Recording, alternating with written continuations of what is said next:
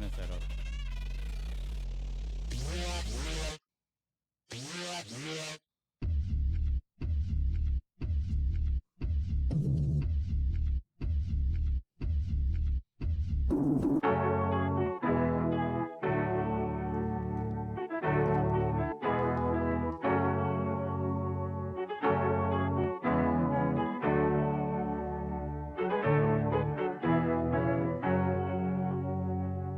Good evening, good morning, or good night, however the fuck you want to call it. But this is another fucking episode of Kid Houston Podcast. And not only it's another Kid Houston Podcast episode, but this is this is going to be a fucking badass one. I can already tell from before when we were talking off cameras. But this is the one, the only, ladies and gentlemen, we have, let me find it real quick, King's Armory in the building.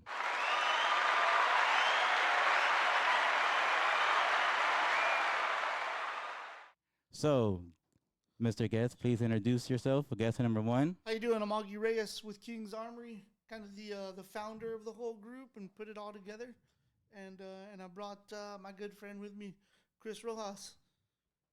All right, Mr. Chris Rojas, give us some more detail into you too as well. Yeah, I'm Chris. I came on to King's Armory. It's been a while now since pretty much Augie started it. Came up as a student, and now I'm an instructor with him. I'm really happy to be here. Cool. And for them to find y'all, find you? Facebook. Facebook, okay. And you don't have an Instagram or anything like that? No, not now. But I had one, but I'm gonna make another one. Okay, cool.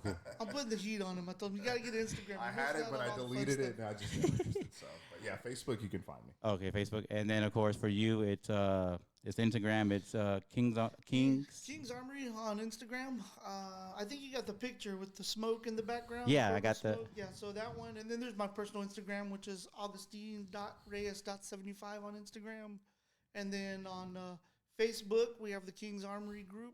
Same picture, the one that you shared with everybody. And yeah, just come and join. And there's some generic questions there. Just say yes or mention the podcast, and we'll let you in. There you go, man. There you go. You get a what's it called, exclusive invite by saying I saw you on Kid Houston's podcast. Boom. That's all you gotta do. There goes my first little somewhat sponsor plug-in ship, whatever. I take that any day, all day. But thank y'all for even though we're already into it, but thank y'all for tuning in. Like and subscribe. Make sure y'all follow each and one of these guys. Especially mine. But like I said, we throw out that like out there. But But on this episode, we're gonna be talking about gun safety, background, and just bullshit around, man. Heck yeah. This is the way how I do it. You know, there's no need. I mean, I'm always nervous. Even with friends that I've been knowing for years, I still get nervous. But it's all good and dandy. So, about King's Armory, man, what made you decide to, let's say, pull the trigger and do this? Yeah, absolutely. So I would say, I've been in the shootings industry and shooting sports like my whole life. I'm a Marine Corps veteran. I've done private security, licensed police officer in the state of Texas. Passed T-close back in 2011. But the private side was really my bread and butter as far as security and personal protection, stuff like that. But I would say it was about 7 to 10 years ago, we were having a lot of innocent bystanders getting hurt and good Samaritans getting hurt.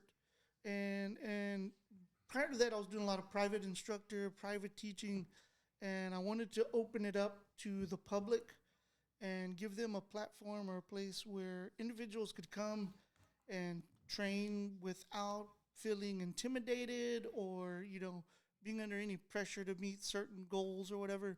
We wanted to make it so that the general public could come out and train and make each other safe. I mean, there's a video that I share on my Instagram the other day, and the guy in the video was talking about how carrying a gun is heavy.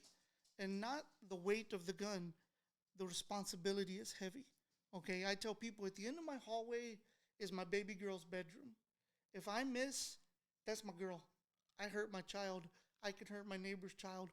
We wanted to create a training environment so that people could come and help mitigate those issues.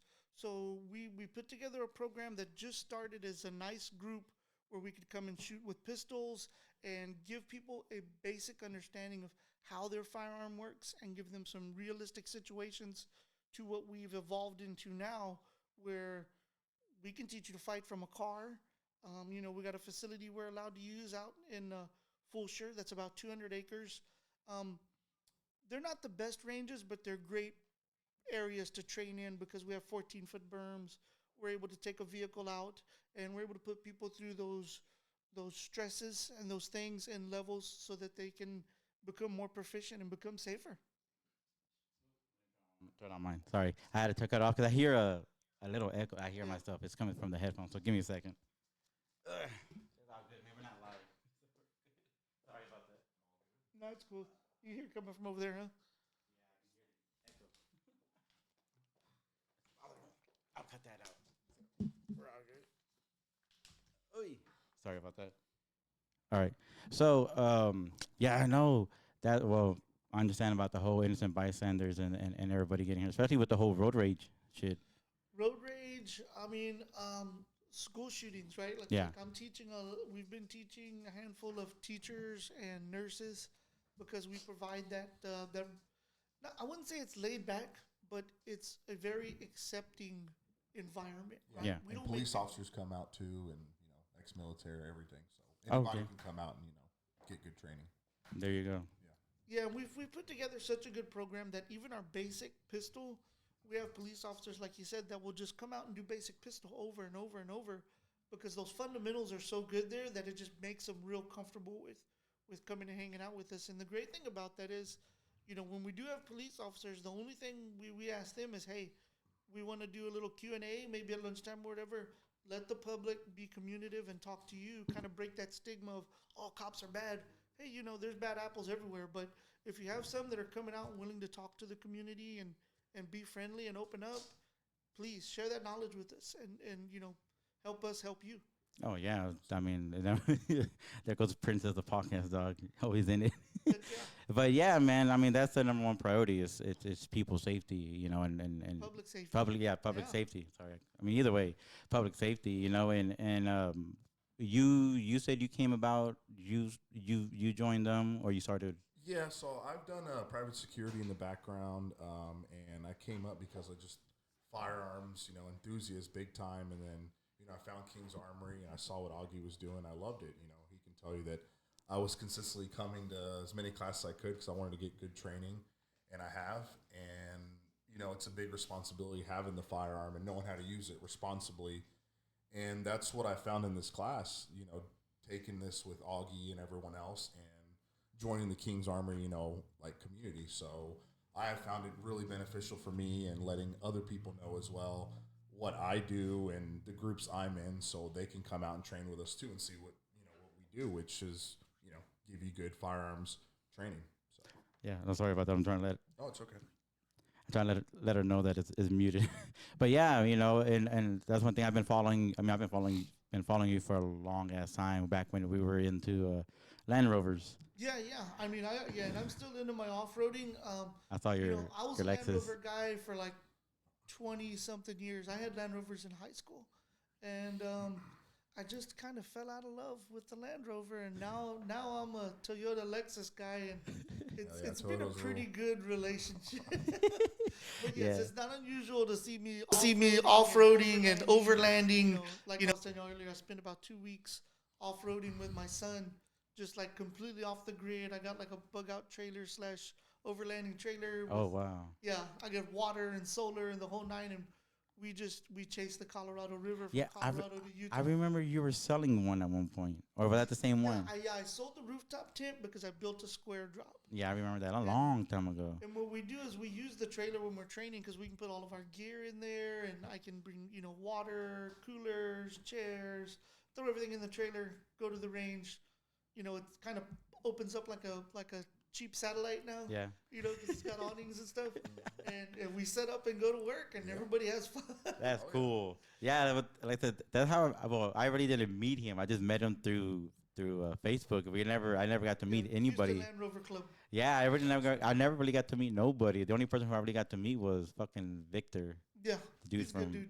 Well, I don't know about that. But anyway, that's just my own opinion. But but other than that, it's. But no, like I said, I've been following you since then, and then I started seeing you do your gun training and all that. And I thought that was really really interesting. Especially if there's a lot of people who are clueless when it comes to it. Yep, absolutely. Yeah, absolutely. And what we do is, like I said, we make it very communicative, right? So like if somebody were to reach out to me and say, hey, I want to come to your basic pistol class, what do I need? Like, you need a good attitude, you need some ammo, you need to show up. That's it. You need a gun, we'll loan you one. You need some gear, we'll give you some. I mean, we even have an open policy. If you're using your firearm in defense of yourself and others, and you break it or lose it or any of that, we're going to put together a GoFundMe and just buy you a new one. We'll give you whatever you need. We got cops. I had a cop that we were training, and her department did not supply her with a weapon light. King's Armory gave her a weapon light. Oh wow. We know of some other guys that are good police officers that are out there doing their deal, and one of them needed a patrol rifle. King's Armory bought him a patrol rifle and gave it to him.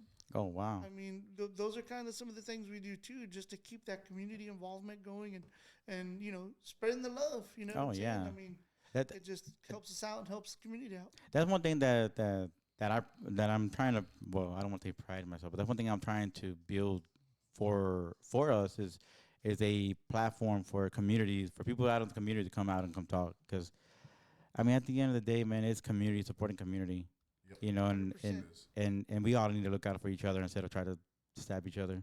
Yeah, that's exactly. that's what it is. Yeah, you come out to King's Armory, you need training or something, and you get it, at a very affordable rate too from Augie and us, and it's a fun time. We're not gonna beat you up or anything, and you're gonna get it from people who are gonna take it serious, but you'll have fun as well. So what happened if someone comes in and be like, I want that John Wick training? How was that? It could probably be offered, the right price, anything. Well, like what's funny is I used to use John Wick to point out some things that you don't want to do, because the good thing about action movies is they give us a good baseline to tell people what not to do. Right? Yeah. So with John Wick, I used to explain to everybody it's an action movie, right? So when he brings that Not gun real. up to his face and the camera zooms in and he changed his magazine, that's a bad habit. Okay? We don't want you to do that. For action movies, that's great. But what I have to explain to people is if a bad guy who's watched all these movies sees you do this, that movie has already told him this is the sign for I'm out of bullets. Mm. So we teach people not to choreograph and do those things if you are in a situation, because if you do that, it's like the international sign of I'm out of ammo. So we're trying to mitigate that and work through it with the shooter to teach them a good, safe way to change that magazine and stay on target. And that's part of our basic training, basic class. That's why I guess. Well, yeah, that makes sense because whenever you see like when the cops are shooting and all that, and they're just shooting and it dumps, They keep it out there. That's Yeah, right. They stay on target. Exactly. So that's all part of training. Stuff like that, you come out and you learn. Yeah. You're going from if you're somebody doesn't know anything to coming out to the class, you should leave the class knowing a hell of a lot more than you did. Oh, yeah. Before you got there. Oh, and yeah. even if you do know, you still pick up on tips and tricks that you know. Yeah, but yeah, it's like I tell everybody, it's a different environment. I mean, it might be the same environment, but it's a different. I'm fucking blanking on it, but it's. I mean, I'm trying to think of a way of saying it. It's like saying like, no matter how much you know, there's always something new to know, Well, yeah, something new to find out. absolutely, A fresh pair of eyes can always see Absolutely. something. And the cool thing too, and this guy will tell you from experience, is we'll have special guests come out every now and then. We have one guy's name's Raymond Oliver. Me and him were in the Marine Corps together. He stayed in obviously a lot longer than I did, and he became a primary marksmanship instructor for the Marine Corps. Oh wow! So when he comes out and he's able to work with you, he is disabled. He's got some back issues from getting hit with an IED, but he's able to get out there for a couple of hours and he shares his knowledge with you. That guy he's like the best instructor that can jump your ass and make you feel good about it at the same time, because you're like, wow, thanks thanks for With a for black helping." eye and bloody nose. Thanks. Yeah. Thanks for the motivation of speaking. Yeah, so but he teaches so well that having him out there, having his knowledge, even as a basic shooter, an advanced shooter, we have guys that are government contractors that'll come out and shoot with us because our range allows them to do stuff like we can pull a car out or something like that and work around that. They'll come out and shoot with us because we're able to do that. And then when somebody like Raymond Oliver is there with us, they're like, "Oh man, this dude, he gives me those chills because he's like that instructor I had when I was in the teams, and he helps me get that reset, that mental reset." So they really like that. Or one of our other instructors, Tony Cadena, he just got out of the Navy. He was a EOD and he was a government contractor, lots of deployments. He's one of our instructors. So when you're getting that skill set where we take you from being just a basic, there for basic pistol, sometimes it's like a bug and you get that bite and you're like, I want to learn more. I want to get some of this gear. I want to do some of this. I want to learn this. There's that wealth of knowledge there that we share with people. And I really think a lot of people are intimidated or scared because they think because we keep it affordable that they're not going to get good training. Yeah, because these other classes that, like Augie's offering is, you can look it up anywhere in Houston, $300, $400, $500 just for the pistol class. And then you look at carbine car work, that's $1,200. Augie offers it for a fraction of the price with these instructors that he just mentioned that are awesome because I've been there and I know, and they are super great people. So I mean, it's awesome. Our basic pistol can, sometimes we'll be really nice and we'll say, hey, you know what? We want to get the year started off right. We'll do a basic pistol for $50 a shooter. Right. That's an 8-hour class. Oh, wow. Nobody in town is going to do a basic pistol for 8 hours. Yeah, and we'll do that. Doing a bunch of stuff. Yeah, and what we'll do that because we want to get new people in and we want to get them involved, and they'll have a blast. And next thing you know, they'll want to do, one of our basic carbine courses. Well, you're getting a basic carbine course for $200 or less. Mm-hmm. People are thinking, well, what am I getting for $200? How good can it be? You're getting Marine Corps veterans. You're getting government contractors. Come out and see. You're getting Navy SEALs that come out and train with us because they're friends of the page and the group, and they want to come train. That's what you're getting. Man, I don't care. $200 is still expensive to me. And it's for 8 hours. Well, no, I mean, but like, I'm not saying that it can't be affordable, but it's at the exact same time. And think about this: 200, and think about the other classes, how much it is if it's like 1,000. Yeah. And then the ammo. Oh yeah. The gun, if you don't have one, we can provide you. If you do have a gun, how much did that gun cost you? Your time, your gas, food, like. You put all that into the equation, man. It's really hard to beat. That's what I tell people. Yeah, but if you don't believe it, like come out and see. Like like you said, $200. Like come out and see for yourself. Yeah, but no, for someone to, I mean, I'm not trying to say like it's not affordable. It's like it's not a good price. It is a good price because $200 is still a lot of money. But for someone to say, oh, it's cheap compared to like. That's still $200 worth of information and knowledge that you're still getting regardless. Oh, heck yeah. I mean, even if it's $50, I mean, because there's deals, there's those little run that you're having. Yeah. But it's still, I mean, it's like Black Friday sales. When it's cheap, you can get it while you can. Yeah, exactly. And we've always done it our best. When I originally started King's Armory, it was $25. And that was basically, you're just covering your range fee. I tried to make it free. But then I'm like, I had like 20 people show up. I'm like, oh my God, I got to pay the range fees for 20 people. So we do is, we keep it so that we can, pay for our materials, pay for our instructors. When we charge somebody for the class, that includes the range fee for the day. Some ranges are $20 an hour just to be on the range. Exactly. So when you're talking about 8 hours on the range, we do lunch, we do all this fun stuff. Like what's cool thing is with our range at Brazos River, they're really nice to us. So when we set up for a day, we can have the barbecue pit going, the whole nine. We'll grill fajitas and all that. I seen you do that one day. And, and everybody has a good time. And then that's kind of, sometimes we'll get a whole group together and everybody pitches in and we'll just throw down Yeah, badass lunch. I brought chicken one time. We just sat out there and grilled. So shout out to Brad's the Sportsman's out there in Fulcher. There you go, man. Your father-in-law did steaks, bro. Yeah, He brought out a grill. Was cooking steaks. Good Lord, man. Y'all making me hungry.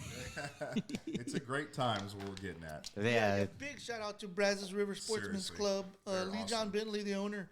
They, I'm originally from the East Side. I grew up in the East Side, and we were using I'm not gonna say the name because I don't like them anymore. It's fine. Like I said, on They this were one, over- if they were if you over don't off want of to give Sheldon nobody, if you don't want to give nobody no, what it called, no, No props, no no, shout outs. no nothing. You don't have to Well, say their they, name. They were over off Sheldon Road, and we had plenty of good training there, but the staff in the office got a little mouthy one day in front of one of my kids, and the guy was cussing a lot in front of my kids because somebody from a whole nother class, not even us, had shot a shotgun on the range. Oh, So he started cussing at us about shooting shotgun, and I said, "Hey man, you need to settle down. You're in front of my kids right here." And the owner was kind of standing next to him and said, "Hey man, you need to settle down. My kids right there." And he put his hand on his pistol and kept raised his voice again. And I just said, "Look, motherfucker, I'm gonna take that pistol from you and beat the shit out of you. Stop talking like that in front of my fucking kid," because I was pissed. And then I looked at the owner. I had 20 shooters there that day, and I looked at the owner. I said, "You know what?" Grabbed my money off the table. I said, "My class is going somewhere else. We're out of here." And we never went back because, gotta have some respect. Too, oh you know? yeah, but I mean, no, but The guy was just going off, and I was like, "You know what? Screw you, bro. You're not gonna talk like that. One, you're not gonna talk like that to me, because if you have a problem, you can talk to me and say, hey, be sure none of your guys are using shotgun. It tears up the range, yada yada. No problem." there's a way to talk to people. Yeah, but when you start cussing and acting crazy in front of and at the time, my little girl's 15 years old now, but she was probably 10 or 12 back then, and I was like, "Hey, bro, stop talking like that in front of my kid," and he didn't know how to shut his mouth. So, shortly after that, Lee John Bentley from Brazos River Sportsman's Club reached out and said, "Hey, man, we saw what you were doing over there, and we like what you're doing. You want to come try our range out?"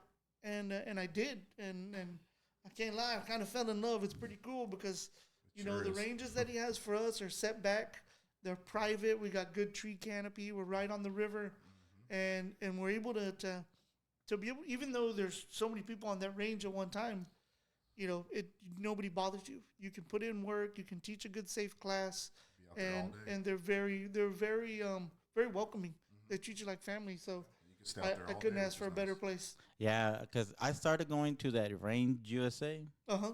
Yeah, only reason why I went is because they're open on Sunday. Yeah. That's the only reason. I just don't like indoor ranges personally because you don't know who you're shooting next to in a stall, and it can get kind of squirrely, Yeah. You don't know. Same thing with the outdoor, but it's a little more Open. Yeah. Versus indoor, there's some people in there that just don't know what they're doing, and you're what 2 feet away from them in a bay, and I'm not a big fan of them. I mean, I don't. But I I mean, do go to them sometimes. I do go there to practice. I mean, you have to. You can't go all the, go out there all the Yeah, time, they're so. just a little limited. Like I grew up Very at limited. Pasadena Gun Center at their range. Oh, Since I yeah. was like a little kid going there, and when I was a kid, I could. It was like Disneyland. Going to we're gonna go to the gun range, Pasadena. Let's go. We load up. Me and my brothers would go. But when you get more advanced in the shooting and you're putting people into real life scenarios and you're trying to peel back the ugly layers, you got to have room to work.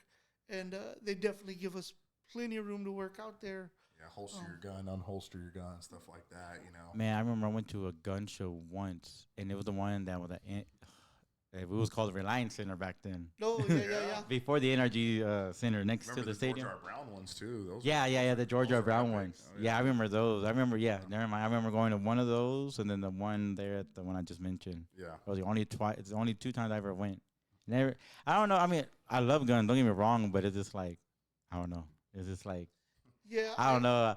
To me, I'm like, if I go, I'm gonna get pinched. I'm gonna get bit by a bug, and she's gonna get mad at me. I remember Hey, they're the first investments. That's time. what I say. The first time I have took too many. Oh, yeah. You should wait till you First see time my little collection I brought. First time I took my wife with me to a gun show at the George R. Brown. I've been going to gun shows at the George R. Brown since I was like 9 years old, right? So I'm walking around and all these vendors saying hi and shaking hands and just being myself. And she just kind of looked at me and she's like, "How the fuck do you know all these people?" I'm like, "You understand? I've been coming to gun shows like every weekend since I was like 9 years old. And then when I had, we had later on, we got a kid, and I'm walking through the George R. Brown, and I have a wagon, and my daughter's in the wagon, and there's boxes of ammo and guns and everything, and all these people are like, dude, that's the best idea. You put your kid in the wagon, put all your stuff in the wagon, walk around at the gun show all day, and all these vendors are all like, I remember when your daddy was your age, and then my kid kind of tripped out like, God damn, Dad, how long you been coming to gun shows?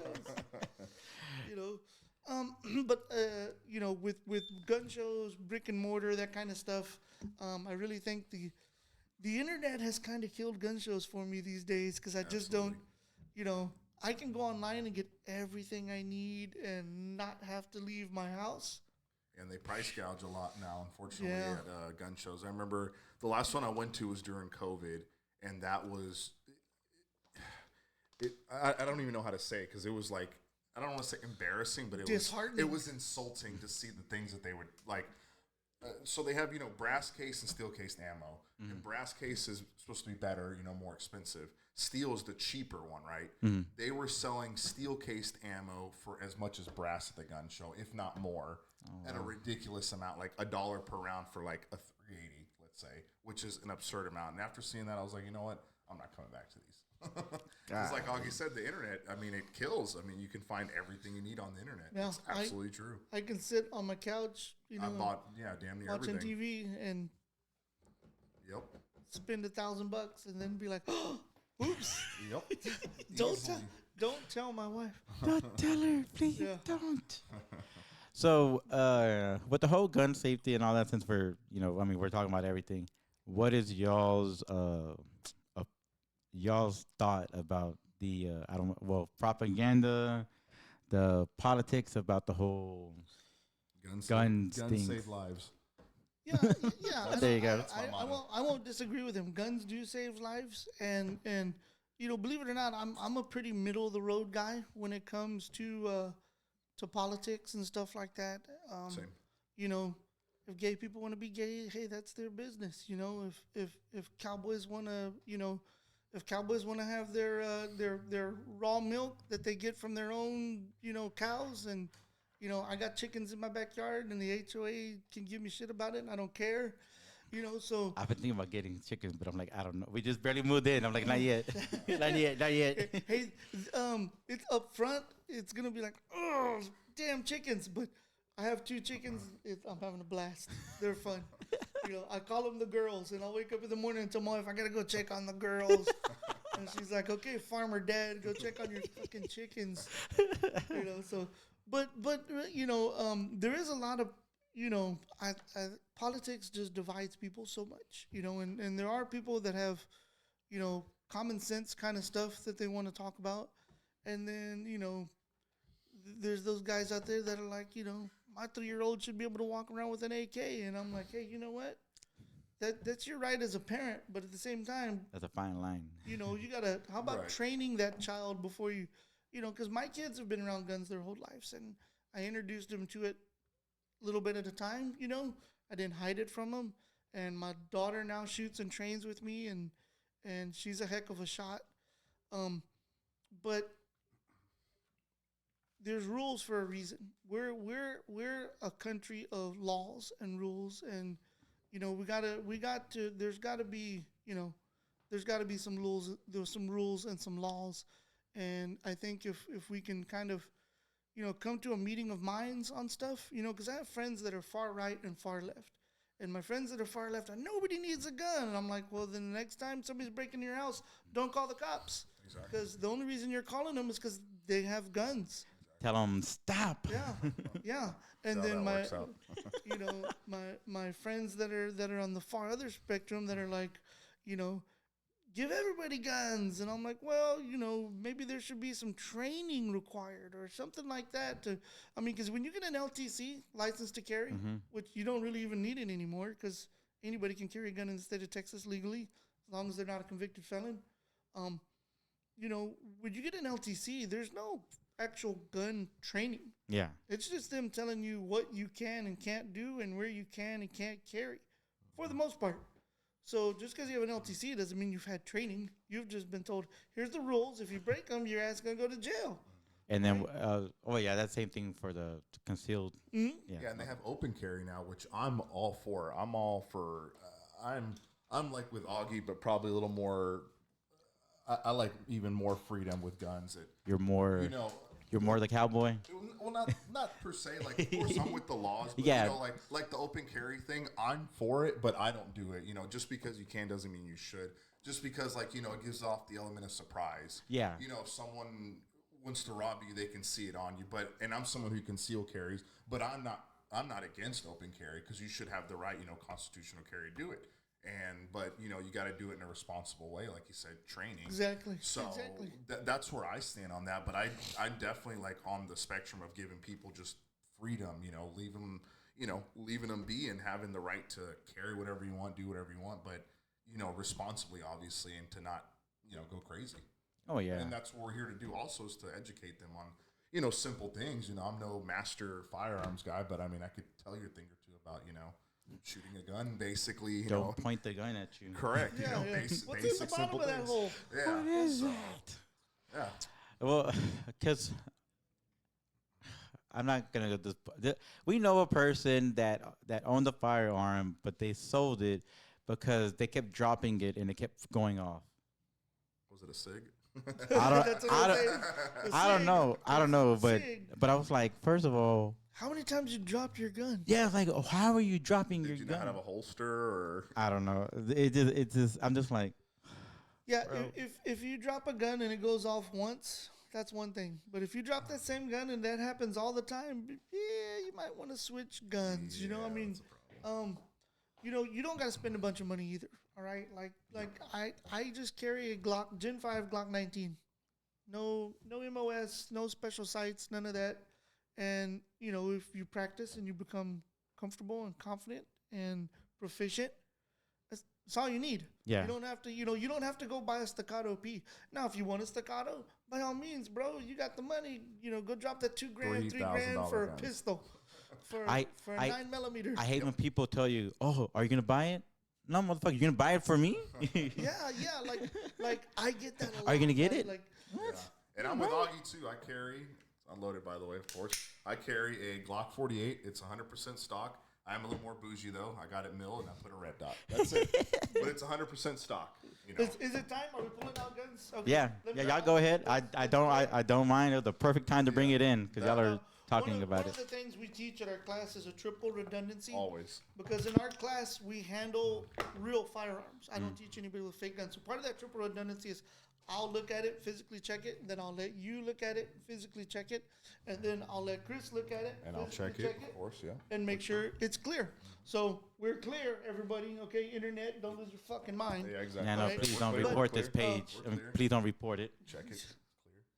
Clear. So I carry. Everybody's I clear. just carry a basic Glock. I keep a weapons light. I'm a light guy. I Okay. thought that was my light going off. I was like, what? How's it going so, off? so I keep a just a stock Glock with a good weapons light. It's good and reliable. I'm a veteran, and if you're a veteran and you're listening and you don't know about this, I'm about to fucking hook you up right now. If you're a veteran and you have your DD-214 and you go somewhere or you call a gun shop and you ask them if they have Blue Label, okay, if they're part of the Blue Label program, you can go get this brand new Glock for about $389 plus tax. Cheapest Okay. you will ever get that. All right? So if you got a DD-214 and you want a Glock, okay, you can get 2 a year with the Blue Label program. Places that I know that do Blue Label in Houston, one of them is going to be Central Police Supply in downtown. My bad. Athena Gun Center, Athena Gun Range on I-10 and Beltway 8 on the west side. And there's a couple of places online that do Blue Label as well. So if you are a veteran and you want to take advantage of doing the Blue Label, you can do that. Get you a Glock, and boom. What I'm getting at with that is people are always asking me, how come you didn't buy the new SIG? Or how come you didn't buy the new Ferrari of guns that's thousands of dollars? Look, I got a kid that's in college, and I don't want him to take loans. So that cost me about $40,000 a year. Same reason I drive a 20-year-old Lexus. Okay? So if you're gonna ask me if I went to buy a $3,000 pistol, I'm probably gonna say no because I got to put that kid through college, and pretty soon here I'm gonna put him through law school. So when Glock tells me I can have their gun through Blue Label for, $400 plus tax, sorry guys, I'm buying another Glock. Yep. It's just the way it is. So you don't got to spend a shitload of money. You can find things like that. Glocks are extremely reliable. They've been battle proven, combat proven, everything proven, and most law enforcement carry them for a reason. Said I love Glocks, but I'm also I love my other brands, but they're tried and true. So Everybody whether each to their own. Because I really don't have a preference. We're checking everybody's guns. Mine's empty. There you go. Boom. Safety Boom. first. Empty. Safety's Ooh, touch my hole. Put your finger in there. But yeah, no, I actually got the one at a pawn shop though. This is my second gun at a pawn shop. I have one of those. The only complaint is the trigger, but it's an affordable gun. Yeah, the trigger is one Trigger's thing. horrible. The trigger is one thing. Affordable gun. Yes. Yeah, I got it for I don't want to say price. I don't want internet pawn shops as well. Yeah, I don't want to say Nothing price wrong because with going to a pawn shop. Nope. I'll share some more here. People always ask me personally, why do I buy certain calibers? Why don't I have this or that? There's three basic criteria I look at when I purchase a firearm.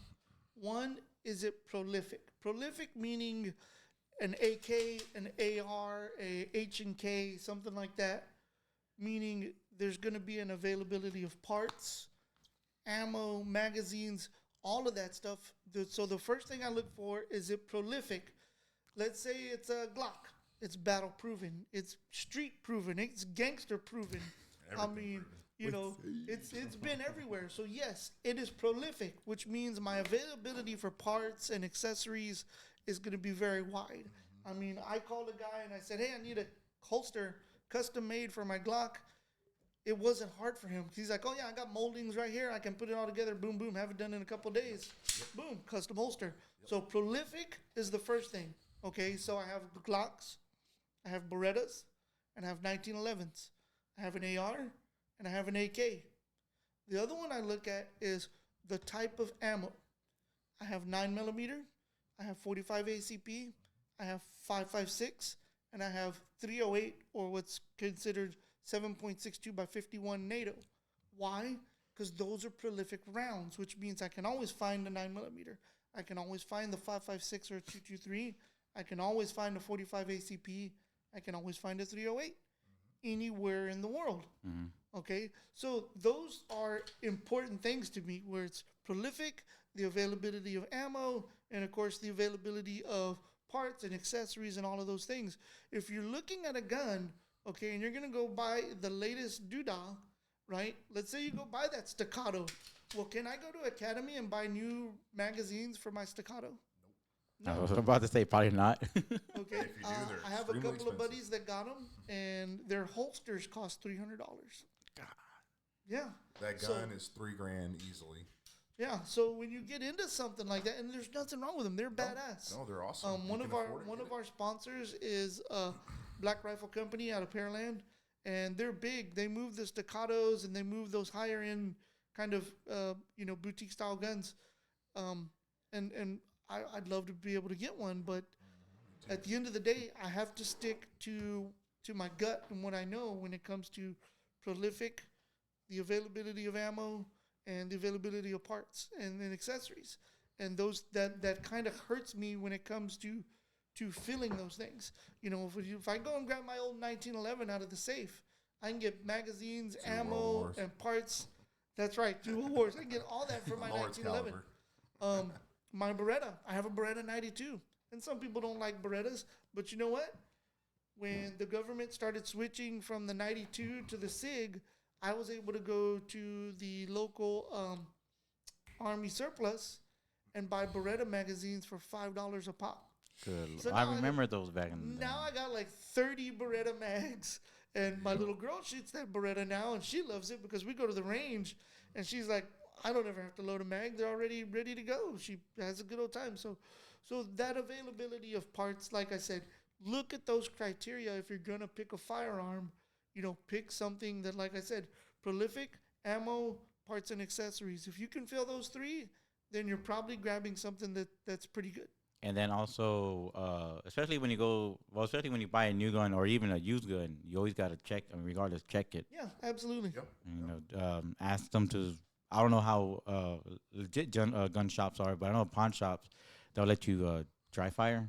Yeah. Yeah. And it's not ever necessarily a good thing to do, but it's not really a bad thing. I mean, if you want to, rack it and feel the trigger and feel the reset, there's, with these strike fire guns or safe action pistols, you're not really going to hurt anything.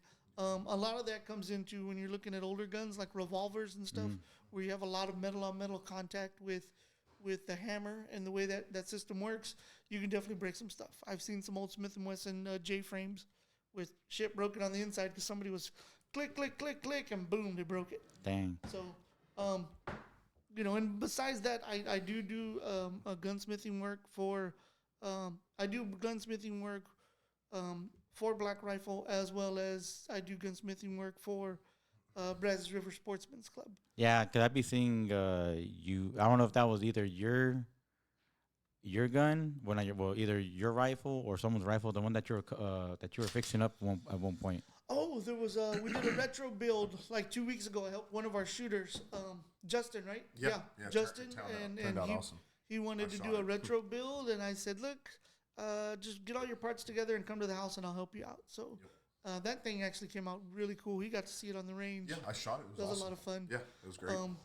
But I'm getting more into that. I'm actually getting into because legally you're supposed to have a license if you're an actual gunsmith. You're supposed to have an FFL and stuff like that. So when I do stuff, to help friends on the side, it kind of sucks for me on one side, but at the same time it's okay. But like I don't charge. I have to trade because that keeps me legit because I'm doing that separate from these different entities that I work with. So like, trade ammo, trade beer, trade liquor, whatever bottles I like.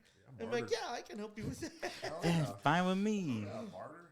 Yeah, barter. I was about to say barter. Yeah, barter and trading. I do a lot of that. Oh yeah. But it really started as a hobby and grew into what we are now, which is Said I just firearms enthusiast, and fun now shop. I'm trying to do shooting competitions and stuff, which is awesome. So Cool. yeah. I know, man. I've been seeing those people at those shooting competitions, especially with the ones with the revolvers. Oh man, the one that's being big now that's coming up. It's real big with women. It's shooting from a horse. They got wheel guns. They're using revolvers, and they're shooting from a horse. That I have not seen. Oh man, it is pretty badass. Huh. I know I have a trash can somewhere. I'll put it right here. I had one. I have one I'm here. crushing the can like a dumbass. Yeah, you're good. I'm like, hey, bro, what's up with your audio, bro? Shit right now. I know.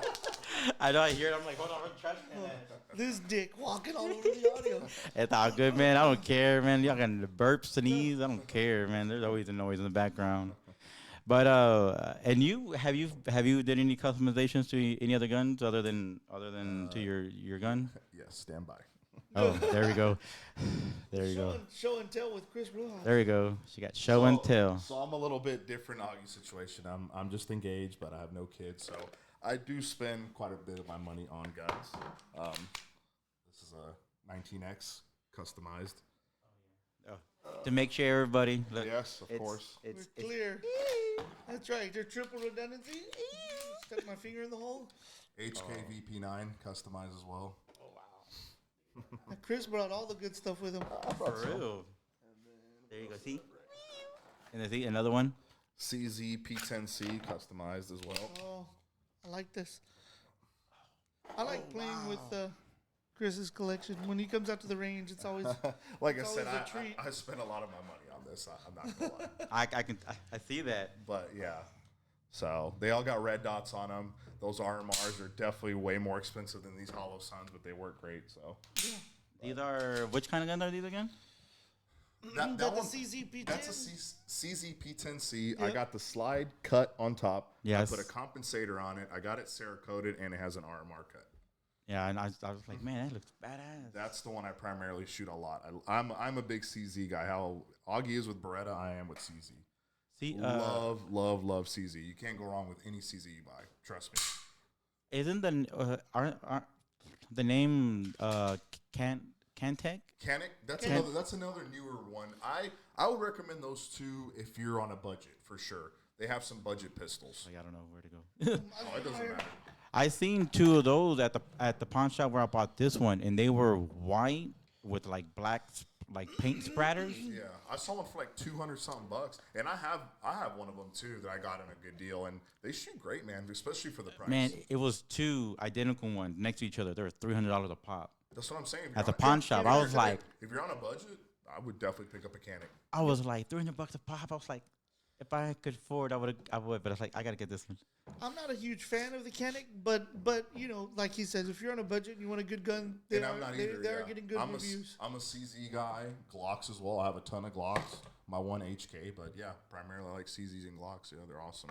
So, as you do know, and as I mentioned earlier, as y'all can probably tell from my table, to the other guests who are going to be watching this, what is y'all's opinion between firearms and weed, marijuana, cannabis? Because I know there's a stigma and all that. Of course.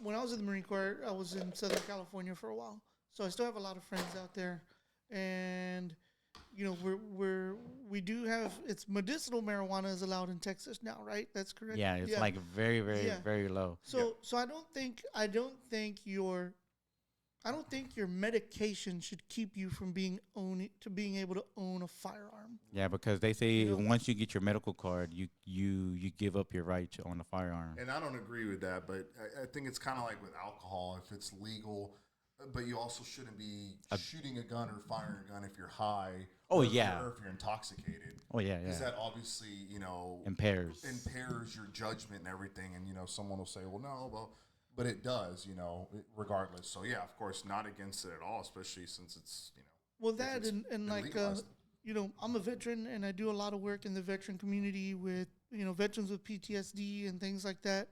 And even, my dad's a veteran as well as a Vietnam veteran. He's in his 70s.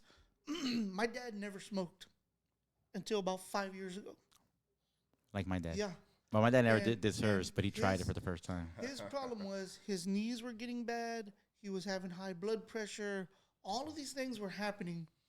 And a friend of his, a younger friend, introduced, and I had always told him, hey, Pop, smoke some weed. That shit will go away. Smoke some, trust me. And he would never do it. A very highly educated friend of his that's a doctor, PhD, but not like a medical doctor. She told him, Ben, you need to try cannabis. And he goes, well, I only got one lung. I don't want to be smoking. That's bad for me. So this lady made him some brownies. There you go. And he was using edibles. Within about 3 months, the knee pain would go away. It was getting to the point where he couldn't walk, because the Marine Corps does that. It tears the shit out of your knees and your back. And he's a Vietnam era Marine, so, he was humping through the jungles and all that shit. Knee pain went away. The blood pressure got better. With older people, you start dealing with bone loss and stuff like that because they're not eating enough. His appetite obviously came back a little bit, So all of those positive things helped him. Now, what we're seeing with veterans with PTSD, my generation, because of the suicide rates and all that, they don't want the pills anymore.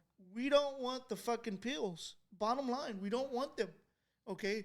Those pills, in my point of view, are designed to kill us off because it's cheaper to kill us than to take care of us. Yeah. So a lot of veterans are going to cannabis. Or if you're like me, I don't do cannabis, but CBD is wonderful. Oh yeah, absolutely, 100%. CBD is amazing, and that's all the properties of marijuana without the psychoactive effect, which is the THC. Yeah, I mean, exactly. So, I mean, big proponent of CBD for sure. Yeah, no, and then when you do smoke certain weed strands, there are the CBD levels. There's some that are low and there's some that are high, Right, but they have full spectrum. yeah. And stuff like that. Well, no, like say for instance, like one strand. I'm just throwing a name out there. I know my people are gonna get mad at me because I'm getting it wrong, but they know I'm trying to get a point. But like for instance, let's say Tropicana cookies. Tropicana cookies is a hybrid, and I lost my train of thought now. But no, oh yeah, like okay. So say the TH level is at like 90, no, not say 90, say like 75%, and then the CBD percent is like 20.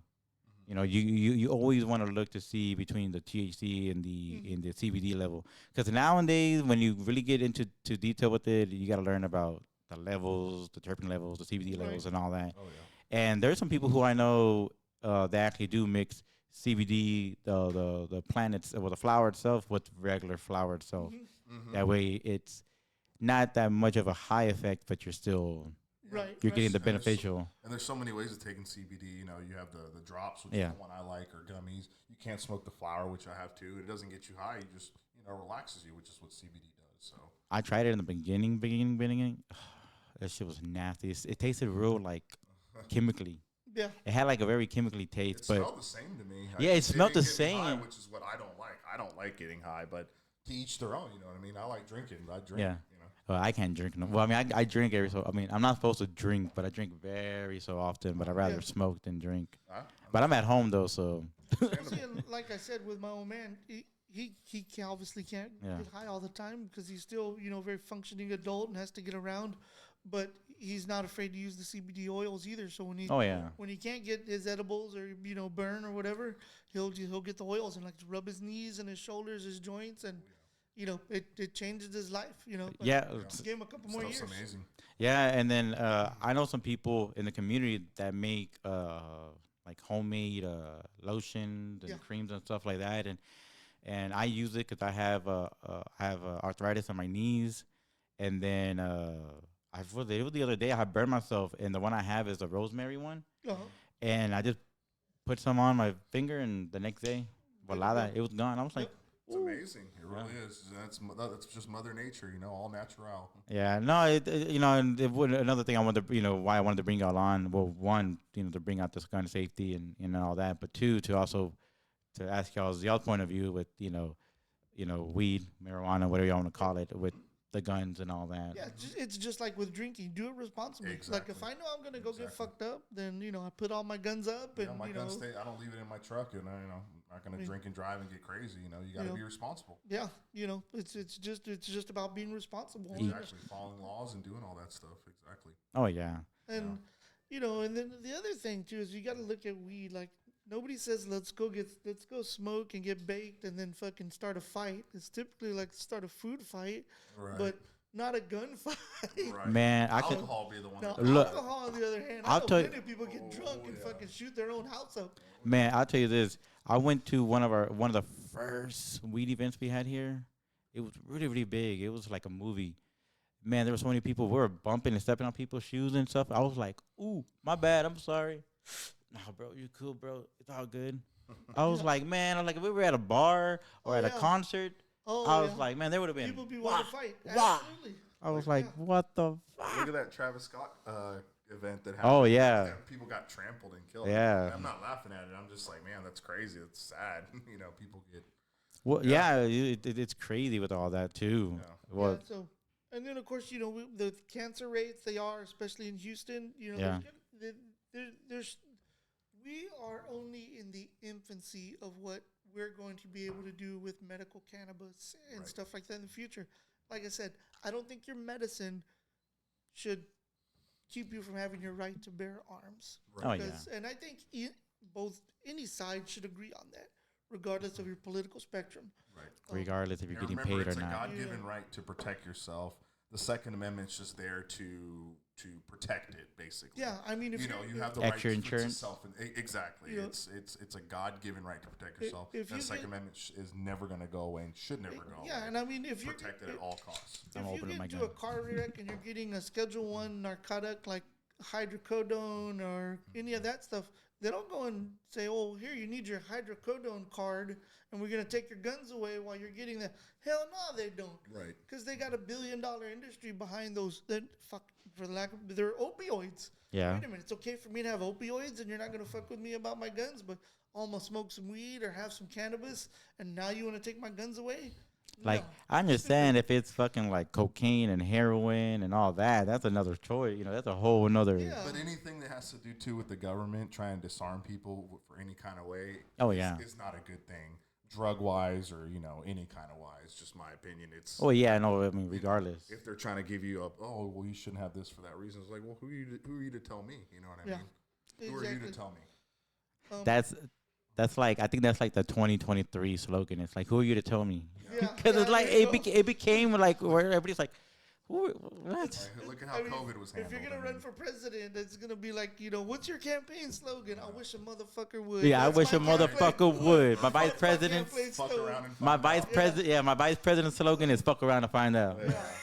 You See know, people acting up, and then they pull a gun out. They try to rob them, and they get shot. They're like, "Oh my god, why did you shoot me?" It's like, "Well, you tried to rob me." My campaign bus would be the Last Chance Express, and our political slogan would be "I wish a motherfucker would," because this is where we're at right now. For real, man. It was crazy, man. It's been crazy the last few years. Yeah, That's why Last few coming to years. these classes, circling back to knowing how to use the gun responsibly. Someone breaks into your house, what are you gonna do? Having a plan, knowing what to do. That's why like my bedstand gun is a Glock 19 with a weapon mounted light on it with 1,000 lumens. That's the first thing I'm pulling out. You know what I mean? And to each their own. Some people tell you shotguns, this and that, blah blah blah. But then you got to take an effect. Where are those rounds going? If you shoot somebody, you're accountable for every bullet that leaves that gun. So you got to use responsibly. And that's why with King's Armory, we're teaching you how to shoot and hit your target, which is very important. yeah. We use a lot of. There are some things that we've taken from corporate teachings and trainings, and we've incorporated into our training. The repetition. We might shoot a target from 10 feet away, 10 times. Did my mic go off? No, is it off? I hear. No, Oh, we hear you. Okay, yeah. Oh, Yeah. maybe it's my earphones came out.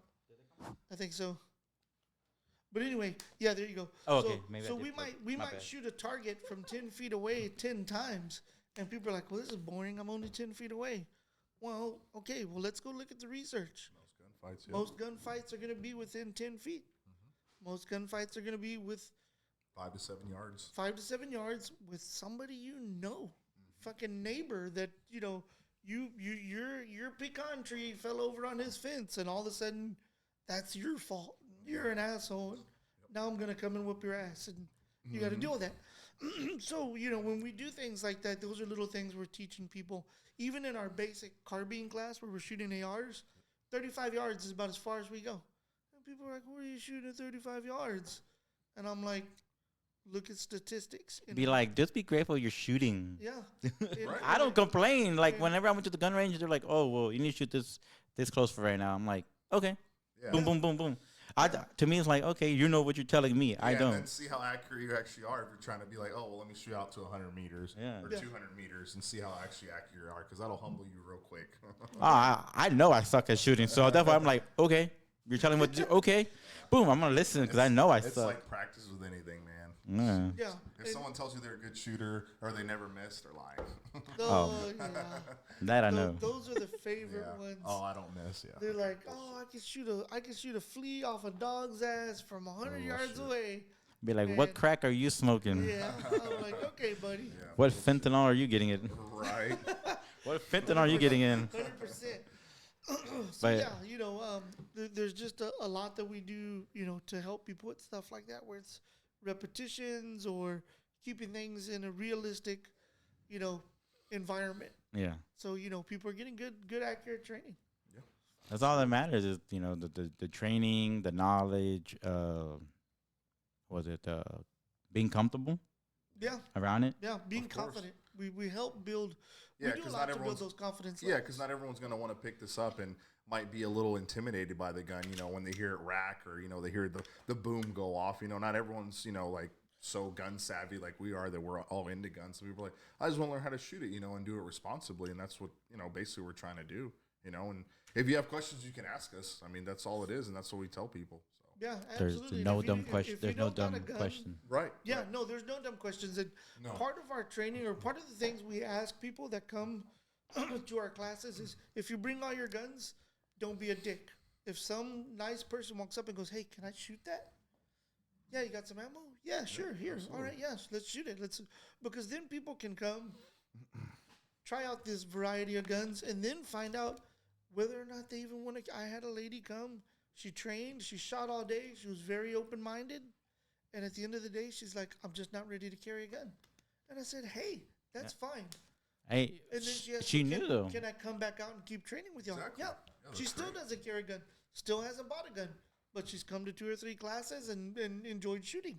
And that's good enough for me. If you're open-minded to what we're doing and you want to see what a safe and respectable shooting environment is like, come on out with us and we'll show you that. Absolutely. Well, yeah, I mean, But if you have to be comfortable with who's training you to be comfortable where you're at. Right. And I think you're in good hands at King's Armory. Oh, I can actually. I haven't gone yet, but I know. We need to. We need to get you out. Yeah, Man. Yeah. of Tell your course. friends, tell your family. Hey, We'll well, help the y'all other out, thing man. too is, like I said, and we've gone full spectrum now. So if you're at the point where, look, if you've never shot with us before, we ask that you come and do a basic pistol class. Right. Okay. See where you're at. Because we get to evaluate you, see where you're at. You get a real baseline knowledge of where you're at, right? Some people think they're badass, and then they come out and they do a basic class with us, and we're not intimidating people. We don't push people around. Right. We're not, we're not going to go and throw our resumes in your face, and no. But it will help you get a realistic view of where you're at. Right. Do that basic class, and then after that, if you want to come to a run and gun where we're popping smoke and we're shooting out of the Range Rover and we're having all kinds of fun, you can do that with us. We're not going to go just because you're new to what we're doing and be dicks and be like, no, you're not good enough. There are groups out there that if they don't, like if you don't check all their boxes, they won't let you shoot with them. Right. And I mean, like, you have a Palmetto State Armory rifle? Nope, you can't shoot with us. Oh, Man. There's certain holsters and stuff. And, Yeah. we understand. And, I may, talk down on certain stuff. But, I mean, at the end of the day, it's what you can afford. Like he was saying, he's not a fan of mechanics. I'm not, like, huge on them. But, like I said, if that's what you can afford, get it, man. Yeah, and come out absolutely. and train. And if you need something, like I said, I'm glad they will give you my Glock out of my EDC and let you shoot it. It's not a big Absolutely. deal, man. At the end of the day, this is a tool. You got to remember. And I'll let you use this tool if it's going to help you. You know what I mean? This is just a tool. It's Right. the best. My best way to describe the Glock is it's the best hammer at Home Depot. Yeah. Okay, and that's It's what going to go boom every time you need it to. exactly. Every time. And I'm someone who's kind of lazy when it comes to cleaning guns. Has never given me a problem. I shoot I'm not lazy. steel. I clean all my guns Augie does. I every know. day. It's part of my morning. I wake up, clean guns, and then start the day. There's guns, bacon, eggs, biscuits, tortillas, and then we have the rest of the day. It's and gun I'm- and gun oil. And I'm once a year gun cleaning Yeah. guy. Yeah. Ah, man. I go oil. All right, good enough. I use a mixture of maple syrup on my pancakes with CLP. It's the only way to go. Yummy. That sounds Yeah. tasty. Hold on, where is it? I gotta add it. Here it goes. What way to wake up with that? Hell yeah. There you go. That's the way you gotta wake up with your morning. With your morning corrito, and it gets you going. Hell Yeah. No, like this one, I think it jammed on. It jammed on me. I think once or twice already. Ever since I owned it. But that could be Put a little bit of oil on it. that could be ammo. That could be limp wrist thing where you're not holding it right. That could be a lot of stuff too. Yeah. Not people go to blame the gun quickly. That's another thing. That's what I'm saying. If you came out and trained with us, you'd see that you'll see your equipment either fail or work flawlessly, and that's Yeah. what you need to do. Especially if you're going to carry that, man. You want to practice and be proficient with it, right? So And that's what I was doing. I did this 2 days ago. I went to the range and practiced again with this thing, and it shoots great. I got the dot where I want it. And I need to go think- back to the range. I think that's a great segue that he mentioned gear. One of those things we allow you to do. Most ranges aren't going to let you wear. No. I don't know if you can see it in the camera. or Yeah, not. we I brought can't our see it from here. No, yeah. we brought our belts, which you can call these battle belts, war belts, whatever you want to call it. Yeah. Range belts. Yeah, they I can like see to- it from there. I like to switch out my my guns, so I got my holster right here, and I'm ready to go. So Yeah, this is typically same what I here. carry at the range. If y'all want to take off y'all's headphones, so that way y'all can I'm good. maybe if y'all want to. But yeah, this is my basic rig right here. It's the Viking Tactics. It's nothing crazy. This is a. Nothing crazy, but it's crazy to me. A lot of Right. shit, both of Oh, y'all. yeah. Oh, yeah. This is my custom Kydex from, I believe the company is Red Cross. It's a veteran-owned company, and I ordered it from them online. And I just asked the dude. I said, "Hey, look, I use what's called a Safariland QLS system, which is quick change Those it are out. great. So what I did, this isn't a Safariland holster, but I told the guy, I was like, hey, when you make my holster, can you make the holes on the back of the holster match up with my QLS so I can use it with all my other shit? Right. And the dude was like, yeah, $20. I was like, great, no problem. So for an extra $20, he made it all work. And, you know, I have my IFAC, which is my individual first aid kit. I got one tourniquet here, a knife, mag pouches. I always carry a multi-tool with me. So it's a very basic setup. But the point that I'm getting at is, one, you don't need all of this to come train with us. No, and you don't. if you need to borrow it, you can ask this guy. I have a room full of gear I have that I extra too. loan to people when they're training. Right. But you don't need all of this. But if you do have your gear, there's not very many ranges in town where you can put all this gear on and go shoot and test it under stress and under fire. We give you an opportunity to do that so that you can see how well your gear is going to perform. You can make adjustments. You can add stuff, take stuff away. Like, for instance, I have my IFAC here. And once we started doing more car work, I realized this IFAC made it really hard for me to get in and out of a car. Same with mine. Because I had it set up on the back of my rig. So Right. we can make those adjustments. We give you the opportunity to do that. Exactly. And like I said earlier, you go to a basic class with us. We can evaluate you, make sure you're good to go, get you kind of up to speed on how we train so that you can see how we run our range. And if you're Exactly. comfortable with it, boom, we'll throw you in a car with an AR and you can hang out the window and Yeah. John Wick style. take out some putos. Yeah. You know? We could put you in and start shooting. Let's see. Oh, good lord! Here comes the big one now. Uh-oh. Hold on. He's gonna pull out the big one. He's gonna pull out the big one. Here we go. Where is it? I just need him. I need him to bring it out. And from Zelda. Right. Clear, of course. Clear. See it from here. Yeah, clear. So yeah, this is a little 10.5-inch AR. This is typically what I'd shoot from a car, and yeah, this is my setup. So this is perfect for shooting from a car. That is badass. Yeah, and this is an AR, shoots 5.56, 223, but it's considered a pistol because of the length. So what is y'all? And then also, since we're talking about AR, you brought out the AR, and the AR is apparently topic right now. What is y'all's The hot topic. the of hot AR? topic? Don't touch my brace. Don't touch my brace. So But I do have a brace on mine. So here's where some of us can agree to disagree, right? Yes. So like, he's a brace guy, Yeah. and they've given us, they just ended on the 31st was the last day to get the free SBR stamp. Yeah. So all of my buddies were like, they know I'm Y'all are all bringing on on like guitar cases and everything. and they're like, oh, don't do it, it's a Yeah, man, registry, we roll and deep. I they're can gonna tell. come take all your guns and yada yada. I'm like yada. this. And I was like, fuck that. I want my free SBR stamp. So I did the SBR, which is short barrel rifle. And no, the ATF did not come to my house and take my gun away and all this shit like everybody said. They didn't do this to you? Yeah, exactly. Yeah, they'll do that to me one day. But this one here is what's called the PSA Jackal. Okay, make sure it's empty. Yes. It's clear, no magazine. So this is my Jackal with the, I got to get rid of the brace, and now I have a stock. And it's a side folder. This is a gas piston rifle, so it can be shot like this. It is also 5.56 and 223. Yes, It uses AR mags. This has the charging handle. Yeah, let's charge your hand on the side. So it uses the AR mags and the AR lower receiver. Mine has the standard one. Right But it's a hybrid. It's kind okay. of like an AK and an Okay. AR had a baby. and I've shot it. It's awesome. That thing is great. Oh, so thing is with the actual stock on it, it's almost like no recoil in both now. Really? Yeah. It didn't even super have a smooth. recoil like before that, honestly. Yeah. For it being how small, because this thing is, mine is awesome. I love this thing, but you shoot this thing in an indoor range too, it is so loud. Like, Man. people are like, "Oh my god," because it's 10.5 inch. But you shoot outside, it's a little more, it's a little better too. So that kind of helps your ears. But yeah, this thing is really loud because it's short. So this is my main squeeze these days. I typically rotate my teaching guns or my training guns out every 2 years. So like every 2 years, because I want to keep fresh and Oh yeah. Well, and not that when I sell them they're broke or anything, but about every 2 years I'll rotate out my Glock and I'll rotate out my rifle or my carbine just to keep fresh. But since I SBR'd this one, He's like, it's You're staying gonna- I forever. got T50. She's mine forever. Yep. Okay, but I do have a 16-inch AR that I train and teach with as well.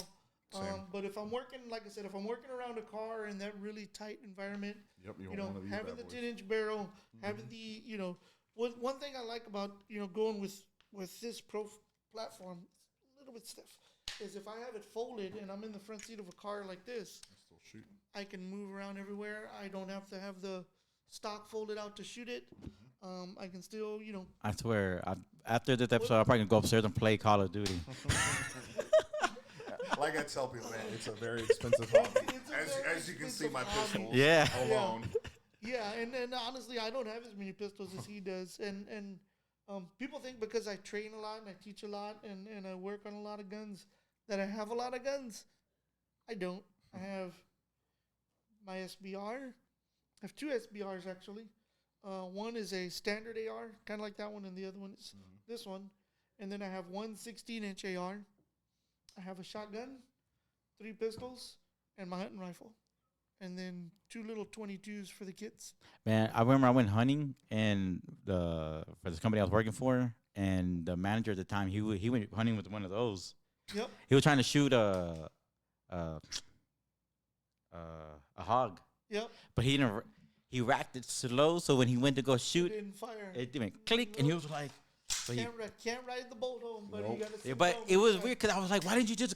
Why? He's like, I don't want the pig to hear it. I'm like, That's you think a pig is gonna hear you? Like, really gonna care? They're gonna hear a click.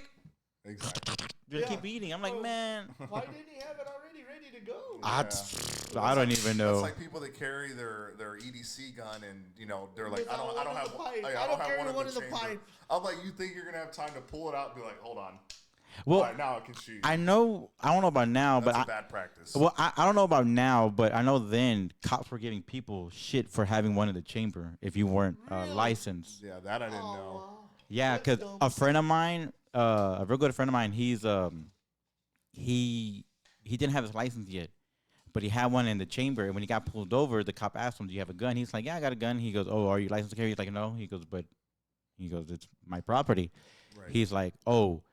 I forgot. I think he asked him, "Is it loaded?" And he's like, "Yeah." He goes, "I even got one in the chamber." He's like, "You know, you're not allowed to." He's like, "But why is the bad That's guy?" some bullshit. Yeah. I was gonna say that doesn't sound right. That sounds like some bullshit. yeah, that I cop would have didn't- told that cop to take a fucking flying leap. But yeah, well, so basically, my best friend told him, he was like, No disrespect to police. We talked about this earlier. We give them they're guns just and- certain but ones. that certain one, don't give out bad information. Yeah, so my best friend told him, he was like, so the bad guy can have his loaded already, but I can't have mine. He goes, Yeah. fuck that. He goes, that's if his is loaded, I want to have mine loaded. So Yeah, you mine's should- always loaded now. You should have loaded.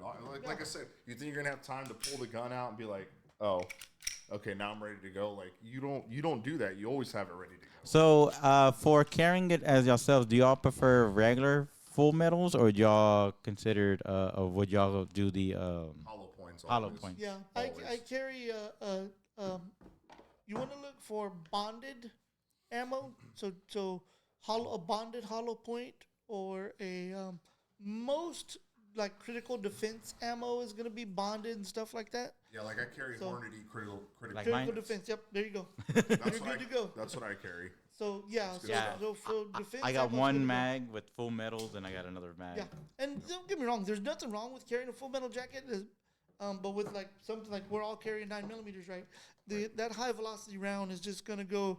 We were talking about it because he's done armored cars and ATMs and all that stuff, and we were talking about our different experiences. And a guy that I trained switched over to a 45 ACP, and the reason they caught the bad guys is because he hit him in the shoulder, and that 45 ACP basically peeled his chest open. So had that been a 9mm, it could have just went through and through, and they would have never caught the. Yeah, and also think if you shoot someone with a 9mm, and if it's a full metal jacket and they're high on PCP, they're not going to feel it. They're literally going to keep coming after you. Like if they're trying to change it, it's just going to Yeah. go right So through, and they're not going to feel it. Yeah, So that's why. bomb jacket and stuff disperses that energy inside the body. Right. It does Yeah, more that- Hollow damage. point mushrooms and yep. Yeah, no, I've seen people where they had them like load out different. It would be like, well, I did it at first. I had 2 hollow points, and after that, it was just like another but critical defenses. I was like, I'm gonna pop you twice, and after that, if you don't learn your lesson, you're done. And after that, I was like, nah, you know what? No chances. Well, you know, and one thing I tell people too is don't be intimidated by carrying a larger caliber, right? Because I was about to ask you about that. 9mm is super popular, but my wife does not carry. But if I'm gonna leave a gun at the house, she wants a 1911. Yeah. And one of her friends was like, "Well, isn't it heavy? And isn't it this and that?" And she says, "If I have to shoot somebody, I don't want to have to do it twice. Right.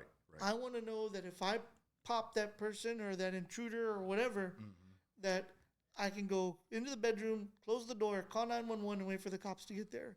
And that person, 9 times out of 10, if I put a 230 grain 45 ACP in their chest, Yeah.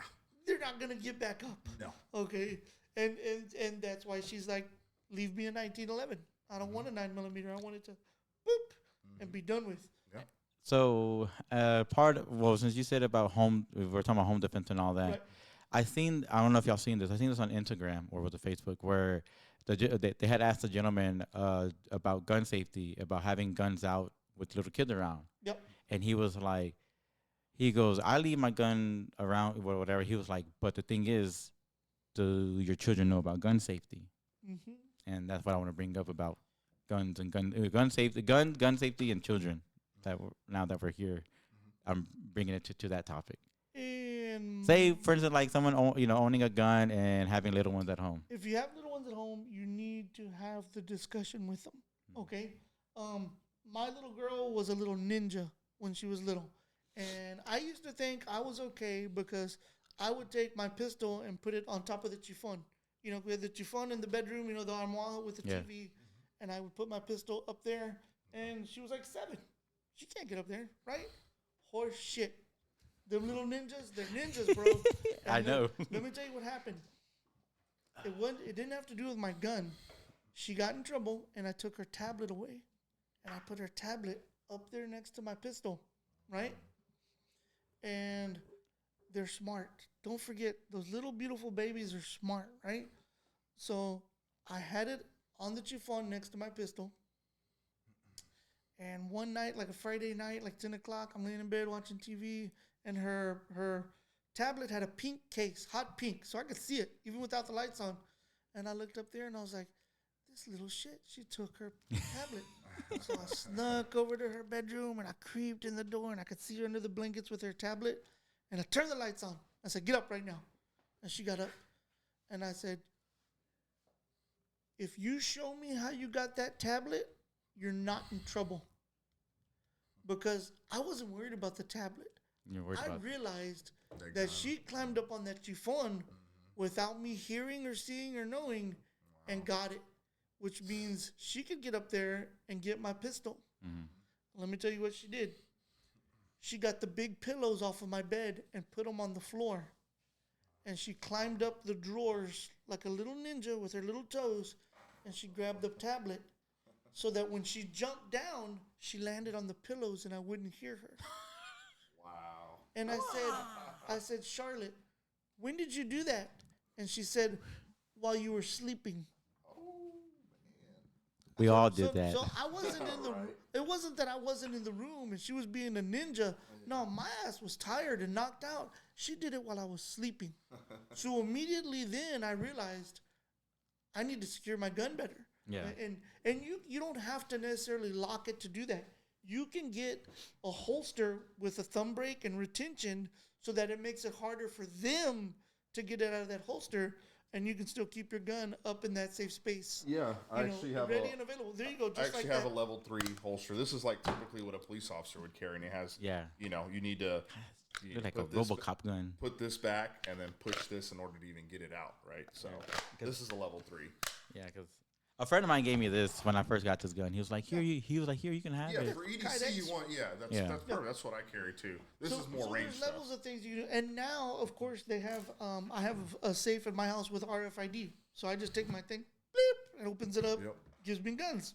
Only problem is my teenager's 15 now, and she knows how to bloop and get her gun. So, but excuse me, but they even have biometric safes now. What's in Call of New York's real big on the biometric safe. You just put your thumb on there, boom, it unlocks. I have one I don't have kids, but I have one as my nightstand just in case if maybe I'm not home and someone wants to break in. Yeah, I have safes. My guns are protected in my safes, but I have my nightstand gun in there, and I can have thumb, code, key, and everything. Yeah, I got one of those too. That one's in the closet, but yeah, it's very important to teach the kids to, I grew up around guns too. Not as much, like my dad isn't so much in me, but he taught me the basics of, you respect this thing and don't touch it and, and all that stuff. And it is important to let them know, like, hey, you respect the gun and, you don't ever, use it as a toy, but also to keep it in a safe and secure place. That's important.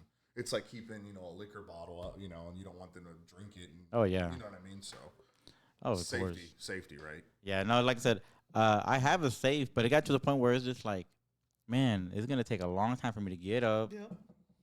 But Well, now see, and that's what, like, if you with the biometric, boom. Well, I mean, it does, but since it's so high up there, Yeah. that's why I keep it in my bag and next to the bed now. Well, see, and that's another thing, too. If you're going to have, You gotta do it custody however and it's control. Yeah.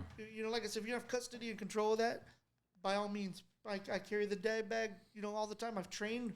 Here's the deal. If you're going to carry a dad bag, ask this guy. I train working with my dad bag and using it because I'll be at a mall and there is a couple of people that can look at that and be like, we know what you got in there. But I know. 9 times out of 10, people don't pay attention to what you have in there. I know. It's like I have one of these. I bought this at Burlington. There you go. Yeah, I bought it at Burlington, and I like it, but I want to take it off places. But I already know people are gonna be like, Yeah. No, I carry mine. Well, this one right here, this is called the Boogeyman by Strike Industries. And what's cool about this one is it's a dad bag, but since it's made by Strike Industries, it's a fanny pack. it's no, it turns into a chest rig. Oh, I would So- say if it fanny But pack. you can wear it like a fanny pack too if you want, but Watch. Now that's that I not said my it, style. he's gonna start wearing it now. Watch. There you go. He'll be one day But- going, but hey, it does gives me- work. It gives me room Hey, here Joe for Rogan's extra big on those mags. fanny packs. Yeah, Oh no. God, I can't stand fanny packs. I agree. It's because I had a brother and he was a troublemaker, right? So like in the 90s, he was selling a lot of dope and he always had a fucking fanny pack full of money. So I'm like, it always reminds me of my goofball brother fucking Right. carrying his goddamn fanny pack full of money. And then he would get robbed or lose his fanny pack. But bro, lost all my money.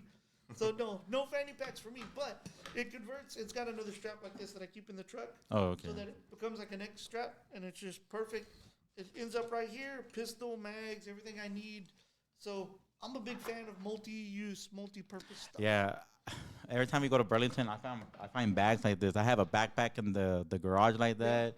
There's other backpacks I see. I'm like, I can't. Oh, Man.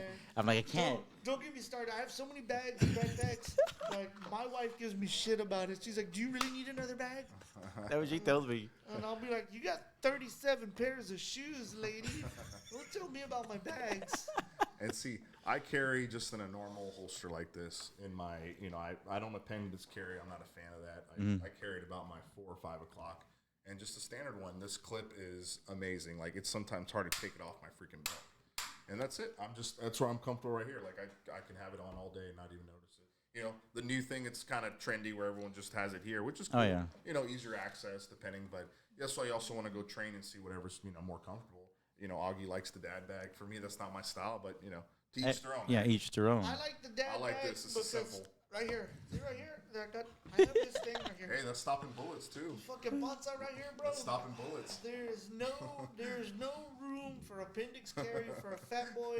Man, All right? my buddy who gave me this, he gave me one of them belly wraps. Yeah. And Yeah.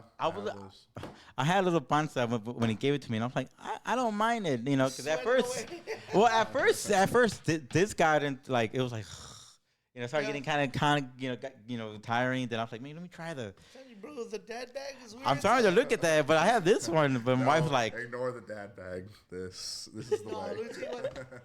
When what? Oh no, what is it? If I'm out, was it?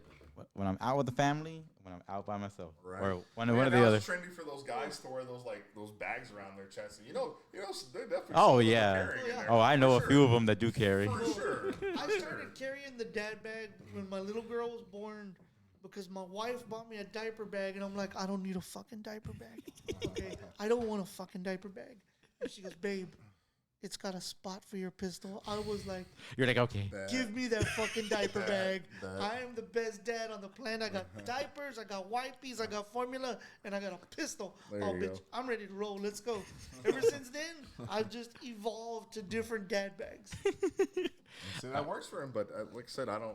Yeah, I mean, This to me is simplicity. But yeah, that's where you got to go with what you're comfortable with. Oh, yeah, I That's mean- what's, if you come out with us too, you can come practice with your EDC, which is nice, Yes. right? Yeah. And hopping in and out of a car, which is the most realistic situation, right? Coming home and you Yep. want to have it Yeah. ready to go, not like fumbling, like, oh, where's my stuff? You always got to know where it's at. We do a lot of that. One of those, Yeah. there's a couple different things we do because there's been a lot of active shooter stuff. Mm-hmm. So we do a drill called protecting the principal. And protecting the principal, like I carry a gun, 70% of the time, right? Because I'd like to gamble with my life. So every now and then I'm like, fuck it, I'll give him a chance to rob me. Maybe we'll get into some hand-to-hand action. I mean, why is it's it been we're a like long that? time. Why is it we're like that? Us men. I don't know about the women, but I know I'm like that sometimes. I'm just like, I wish a motherfucker would test me Yeah, today. like, I don't know no, why. Like I'll get up in the morning and like if I'm gonna go, my mom lives in Denver Harbor, and I'll be like, we're gonna go to the Pulgan Wayside, and then I'll be like, see if I'm gonna carry today. No, fuck it. Let's see what happens. No guns. Let's roll. Let's play. I don't know why. I'll What play Russian roulette with life. And be like, I let's know. roll. I don't know what it is about us. We're just like, Yeah, you always got to have backup too, right? But- oh yeah. Oh, Well, yeah. in this bag I have some brass knuckles. Oh hell yeah. There you Oh go. shit. Hell no, I got my goddamn. The bottom of my dad bag is my hunting knife. There you go. Dang. Yeah, I ain't got no I love knives. that thing. I've Upstairs gutted a somewhere? Couple of deers with this one the past hunting season. You know, I got a knife too, man. It had the horn at the end. I don't know where I put it, but I don't know where Hell it yeah. is.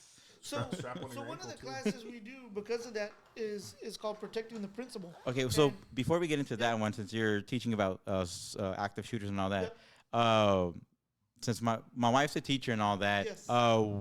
and we do have them, of course, since she's a teacher, she knows teachers, and I do have teachers that follow the page as well. What kind of? I mean, I know y'all are doing protect the teacher, but what kind of programs or what kind of things do y'all have for like teachers, stuff like that? Right. So we've trained a lot of teachers and nurses. That's typically what we get when we have female shooters and female police officers. I've trained a handful of female police officers. But what we get into with them is come do a basic pistol. And what people don't understand is we use a our formula is crawl, walk, run. And for people that have come to our basic class, by the end of the day, when we have you what's called the box, shooting in the box, which is our pretty high level, stressful, intense situation where I literally have you inside a moving barricade and I'm in control and I'm making you identify targets and shoot, change magazines, you're walking, you're shooting, you're removing the gun. We get you to that level in that 8-hour day. And once you do that, I have marathon runners that I've trained that are like, holy smokes, that is intense. And what we do is we bring you up in those levels, but we do it slow and we build up your confidence. And by the end of the day, you're in that box and it is it's high stress, but we do it in levels. Like I said, when we start shooting, our first drill of the day is from about 6 feet away from the target. But by the end of the day, you go from shooting from 6 feet away with just one magazine with 3 rounds to the end of the day, you have full magazines, you're moving, you're shooting, you're changing mags, and we put that all into one really intense situation for you to train from. Come do that basic pistol class. Come to the King's Armory page and just ask, are there any ladies here that have shot with King's Armory? Give us an honest response. Good or bad, ask them and see what they tell you. They're going to tell you it's freaking perfect. It's freaking awesome. You leave with confidence. You leave understanding how the firearm works, and you'll be confident in your abilities to use that firearm after that one class, that one day. Absolutely. That's the best way to start. Absolutely. Okay, yeah, no, man, because I know recently with active shooters, and then There's certain schools that are in certain areas that there's always shooting going around. I think teachers should carry. Every teacher should carry for sure. Yeah. It'd be nice to have private security as well for every school armed. Oh yeah, exactly. Look at Uvalde, how sad that was. Oh yeah. Yeah. I mean, they reacted so poorly compared to that other one where they went in and shot that. Mr. LPVO got his action in on that one. Yeah, with the. Yeah. So you can't depend on other That people person. to save your life. You have to take control no one is of that. coming to help you. And it's a sad reality, but it's the reality we live in. Yes. It's I think if you went and tried regulating guns and taking guns away, it's the culture that has kind of bred these shooters. They want to be famous, or they want to take people with them, and it's an unfortunate that you have to deal with that. I really believe that teachers and kids should be focused on learning. Oh yeah. But the reality of the situation is it's where we're at now. So I would say take the basic pistol, and if you enjoy that and you want to learn more, we'll do some more. Yep. Learn some basic first aid. carry a tourniquet, and get my daughter in her backpack keeps one tourniquet and one Israeli bandage. And the Israeli bandage is like a bandage and a tourniquet. Oh okay. So learn that basic first aid, learn how to protect yourself, and things like that. Oh okay. Yeah, no, because like I said, my wife's a teacher, and I mean, we know teachers on our Facebook as well, and I know with the whole thing going on, and I know she's one that's like, she's not that she's against it, but with everything going on and with how politics is, she's like so stressful. Yeah, it is because she's like, I don't know if either to either go for it or not or what. Thank you. Well, to touch on that, I mean, that's the problem. That's the problem with politicians and everything going on nowadays. Is you can remove guns, you can remove everything, and look at how it turns out. Look at history. Stalin took the guns. Mao took the guns. Sorry about that. I started getting dry. Chavez took the guns, and it does nothing to disarm the citizens. You can't ever take away evil in this world, right? So what is the solution to that is to protect yourself. It's the sheepdog, right? So you have to protect yourself, and if you can, of course, protect others. The teachers shouldn't have to worry about bullets coming to them. Because you can remove these, like I said, from society, but you can't ever remove that evil that exists in the world. Yeah, like there always exists evil people in society. That's just humans, right? So they don't understand when they say, "Hey, let's gun control this, gun control that." That doesn't ever solve anything. You're just punishing law-abiding citizens and not punishing the criminals, which we all know that criminals don't follow laws. Oh yeah, I mean, there's one argument that I had with someone about all that. I'm like, it doesn't matter. You can take all the guns away from us. There will always like, be evil in this world. Yeah, I'm like, always. They will always find a way to get guns. It's just like with, look at in England. They don't have guns. What do they have that's through the roof out of any other country? Stabbings are through the roof right now. Stabbings. They literally have the cops don't wear bulletproof jackets. They wear flak jackets because they potentially get stabbed. Mm-hmm. It's crazy. It is crazy. Yeah, and we like I said, I come from a family of teachers. My mom's a retired school teacher. My grandmother was a school teacher. My aunts were teachers. And like I said, I want them to be focused on taking care of the kids, but at the same time, this is just where we're at in society. And I mean, because of political issues, they can't figure out how to mitigate this issue. So you kind of have to take it upon yourself to do what's best for you. Exactly. You got to do your own research. You got to do your own. That's why you come out to us, and we help you. There you go. Teach. Yeah, and I mean, and like I said, if you come out and shoot and you decide I don't want to carry a gun, then what can you do? Can you find some body armor? Can you get one of those ballistic backpacks? What can you do to protect yourself so that, because at the end of the day, when you got a bunch of 7, 8, 9-year-old kids in a classroom, or even younger, that teacher has to be the wall. Mm-hmm. Yeah. Okay, so maybe you look at that classroom and say, what can I do to slow or stop an active shooter? Can I slide my desk all the way to the door? Can I start stacking all those school desks in front of that door to kind of stop them? Can I carry a tourniquet? Can I carry an Israeli bandage? Can I learn more first aid? How am I going to help respond to this? Maybe get with a group of teachers, and let's say you have teacher 1, 2, 3, and 4, right? And they're all in the same hallway.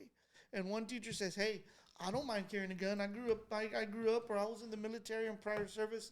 I don't mind carrying a gun." And this teacher says, "Hey, you know what? I don't mind doing first aid."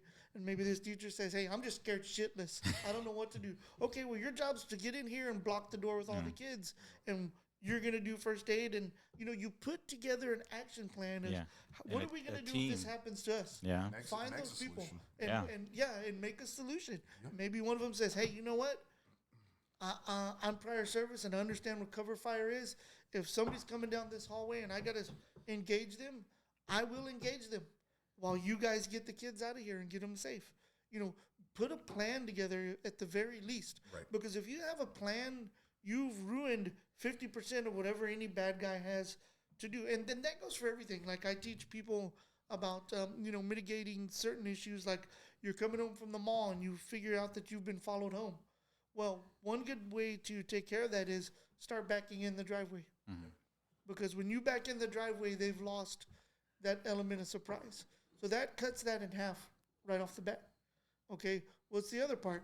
Well, okay, me and my wife and my daughter, we had a discussion, and if somebody pulled into the driveway behind us, they're going to bail and run to the back door. And they're going to leave me in that funnel of death that I've decided to have in my driveway, where I know I can put a good fight there, where no matter how many guys they have to come into my funnel, kind of like 300, and come fight me. We have that family plan. Yeah, exactly. So get with those teachers, get with those other people and say, look, we don't all have to carry a gun. We don't all have to be the sheepdog, but we can have a plan on what we're going to do. Because that's the first part of anything is putting together a plan. The That's second smart. part is execution. And being prepared, like he was saying, and one of the other ones too that, like he said, 50% of you're going to, foil someone's plan 50% of the time. You have a plan. Another one is carrying an extra mag. A lot of people don't do that. Like criminals statistically only carry one mag in their gun. Most people don't know that. They just go out, they just put it, they load it, and they're good. What are you going to do? You want to carry extra mag? Carry 3 if you want. I always carry, an extra one. Yeah, I have carry 2. three. I carry 2. I'm about to buy another one and carry another one. You want to have extra mags too. You always want to be prepared to have. You want to outgun the bad person. Right? But what sucks is that with my Springfield, when I bought it from the pawn shop, it came with like. Stay away from Springfield. Hey. Just my 2 cents. Hey, compared to Get you a Glock, man. Can't ever go wrong. I try to tell people to stay away from Springfields, but that's just. Yeah. No, well, like I said, that was my first gun I ever owned. I understand. Yeah. I own one too. I sold it. Everybody makes mistakes. Yes. Yes. Well, it was only a mistake that I left it behind, but it was a good. I mean, it's a good gun. It was the good first gun I ever owned. This motherfucker right here has a kick to it. But with that, with the Springfield, the Springfield, I had like 4 or 5 magazines that came with it, and this one came with 2, and I'm like, but it sucks because they can't. Come on, where's this storage at again? Let's go get that shit. I know. I think Mississippi or Missouri or some shit like that. Shit. Yeah, man, it was a beautiful gun. But now I got this one, and I shot this one for the first time. And listen, I have that gun. It's just a bad trigger. If you change it out for the Apex trigger, world of difference. oh, okay. Nice. Yeah. But if you don't want to do all that, man, like I went to a pawn shop and recently saw a Glock they had for sale at 19 Gen 3 for $400. Yeah, and then plus You didn't buy it? you can either buy it or you can. Okay, 'cause I'm like, where's this pawn shop? I know, right? We're going like, right now. We're gonna go with the. Well, no, we can't go with the cameras. We're like, with the cameras. I'm like, I'm gonna get yelled at tonight. I know. I was like, Hey, babe, don't I tell my bought girl. another Glock. But yeah. But yeah, no, like it's that, if you can't afford it, you can even put it on layaway. Yeah, I bought a badass AR from a pawn shop I couldn't pass up. I put it on layaway because I was like, I don't have Both money. guns I put on $50 a layways. payday and Yeah, knock it man. out. It was like got 40. some overtime and paid it off. But yeah, so you want to definitely invest in the tools that are going to protect your life as well. You don't want to cheap out on something. So that's important. We got okay. No, you're good. But yeah, you don't want to cheap out on the tools that could potentially save your life. That's why when someone carries like a Taurus or something, it's like you're kind of gambling, literally, because you can. If you don't believe me, you can YouTube and watch failures, catastrophic failures. Same thing with Springfields. That's why I say no to those. Man, Glocks, you cannot go wrong. Get a police trade-in, $300. Yep. my dad bought a fucking High Point. I have one too. It's a gimmick gun. It's fun though. It's funny. But It is Yeah. so I'm never gonna do ugly. anything. The But yeet cannon. yeah, It was it's a funny. I bought it four- as a gimmick. It was a 45. And Oh, yeah. And I even have the carbine one, and that one's fun to shoot. It's a plinker, but I mean that's it. They're so ugly They are. and so big. It's like You can just beat someone to death. if it I is know. hard. Mine for this. I We use used to it call brass them the knuckles. bow weight. Back in the day, we called them the bow weight because you use it for an anchor to hold your bow. Hell yeah, it's so ugly. Man, I shot it and I was like, no. I was like, here, I don't want to. It just Yeah. felt wrong. It just. And I've seen people carry it. It's like, man, you're gambling your life literally on that. I be seeing like on Instagram, they'll be like, what you got? You put on a fucking high point. I'm like, The what? yeet cannon. The problem For, solver. I The guarantee problem you solver. That high point's probably killed more people in the hood than anything else. That's the truth. You can beat them to death with it. Yeah. Shoot, man. But yeah, and then go back on the protective principle. Yeah, so protect We're going on that one. It's basically, so like I said, I carry a gun most of the time. My wife doesn't. She don't want to carry a gun. Yeah. So protecting the principle is you bring your non-shooter with you. Because when we're having classes, you can bring your wife with you. If she's not going to shoot, hang out, watch us shoot, have a good old time.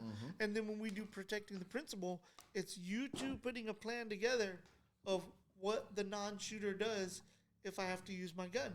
Because when me and my wife were dating, I went to pull out my gun one night and she freaked out. She grabbed my arm. She got scared. I couldn't get my gun out of the holster because she wouldn't let go of my arm. And I'm like, oh, fuck. And I literally had to like throw her on the ground so I could pull my gun out. And I was like, okay, we can't have this anymore.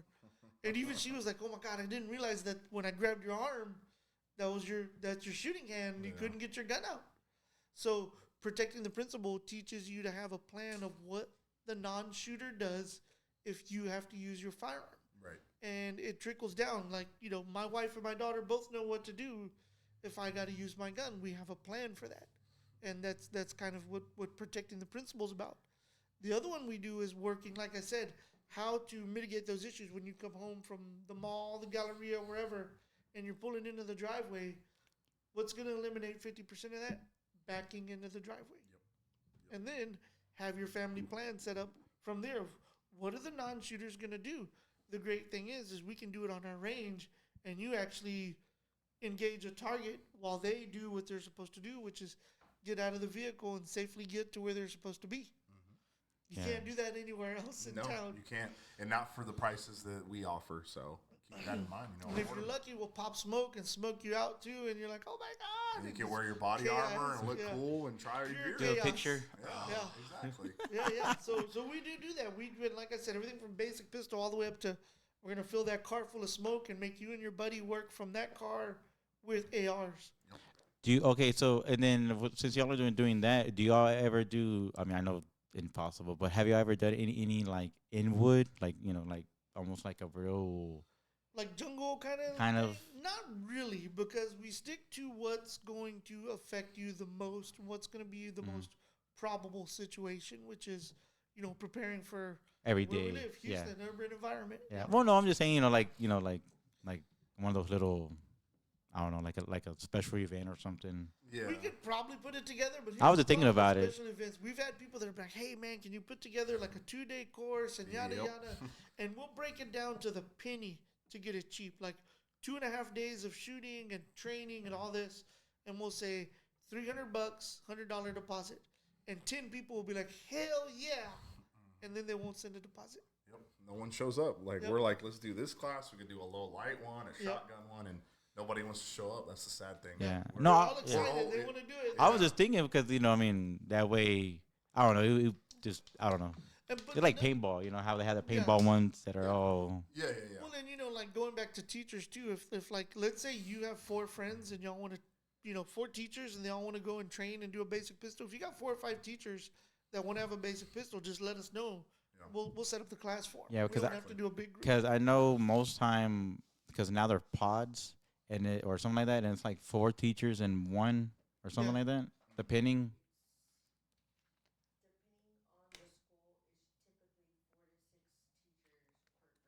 Oh, okay.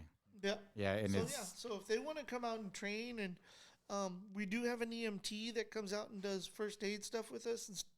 And his name is Josh Gonzalez, and he's been shooting with us since the conception for a long time. I actually went to school with him and his sister in high school, and he's a really good EMT. He can give a lot of good pointers on first aid and stuff like that. So we can put all that together and help people with all that stuff. Absolutely. I thought I muted my thing. But yeah, no. And then I will, like I said, you said you're a Marine, well, a Marine vet. Do you have any military background as well? No, no military background. Just I did private security, and like I said, getting in more into like shooting competition stuff like that. Just a gun lover. Oh, just a gun lover. Yes, yes. Oh, okay, yeah. I wish I don't know, because if I would have gone, I wouldn't have my kids. If you think about it, there's certain things. Right. But is it still I mean, I know it's different every time through, I guess, the training. Well, no. Let me back that up. I said it wrong. So when you were going to training, did y'all still have live ammo or no? Oh yeah, everything was live ammo. I don't think we did do some training like convoy stuff because I was part of a transportation battalion for a while. Oh, okay. So we did a lot of road convoys and stuff like that. So we did use a lot of blanks for that. But as far as qualifying and shooting and all that, no, it's live ammo. Yeah. That's the way we do it here too. Is live ammo. Yeah. No. I mean, like with basic training. Oh, Yeah, no, basic training was all live ammo. Okay, because I know they did away with live ammo during basic training now. I don't know. I was just curious. Is that an Army thing or is it the Marine Corps thing? I don't know. I just heard that they were doing away with live ammo. I knew they do a lot of sim stuff. I remember them, like these ridiculous air cannons that are loud as fuck. That's boom, boom, boom, Man. and you're hearing that shit and crawling through the dirt. Man, I A lot of remember fun. when I was in high school and I was in ROTC. We went to boot camp for ROTC, and my drill instructor was a bulldog. Yeah. Most scariest motherfucker in the world. He was a tall white dude with blue eyes. He had that big ass bulldog tattoo right here. Oh yeah. Oh my god, they just scared the shit out of me. It just, Nice. yeah, man. I was like, but man, so what else? Are there any other kind of classes that y'all are trying to work up with, trying to bring up like another idea or anything? Well, we have our basic pistols. We have basic carbine. We do a bit of a run and gun stuff, and then we do some car training. That's pretty much our scope right there. But what we are working on now is doing some, because most of our classes, well, all of our classes are all day. So what we're trying to transition into now is maybe doing some basic classes, like basic pistol, but doing them half day. Where you do like 2 to 10 on a Sunday or something like that. Because what we find is some people just like, man, we don't want to shit the whole day. We want to go shoot, but we don't want to spend the whole day there. And it's really hot too, so Yeah. maybe do a half day as well. Because I Yep. get it, and we've seen people literally faint because they don't drink enough water. So Yeah, fall out. yeah, You're it's done. crazy. Hydration. Yes, it's key. But yeah, we can put together whatever. That's what we're here for. And then, well, also like any other kind of like, have y'all thought of like trying to do maybe like Corporate events we've done. well, I mean, other than events like that, I'm trying to think of like other guns. I wanted to do like a teacher-based one. Would have been cool. After seeing Uvalde, something maybe like one specifically for teachers and one also as maybe like as a security team as well would be cool. With all the recent things that have happened, and unfortunately will happen.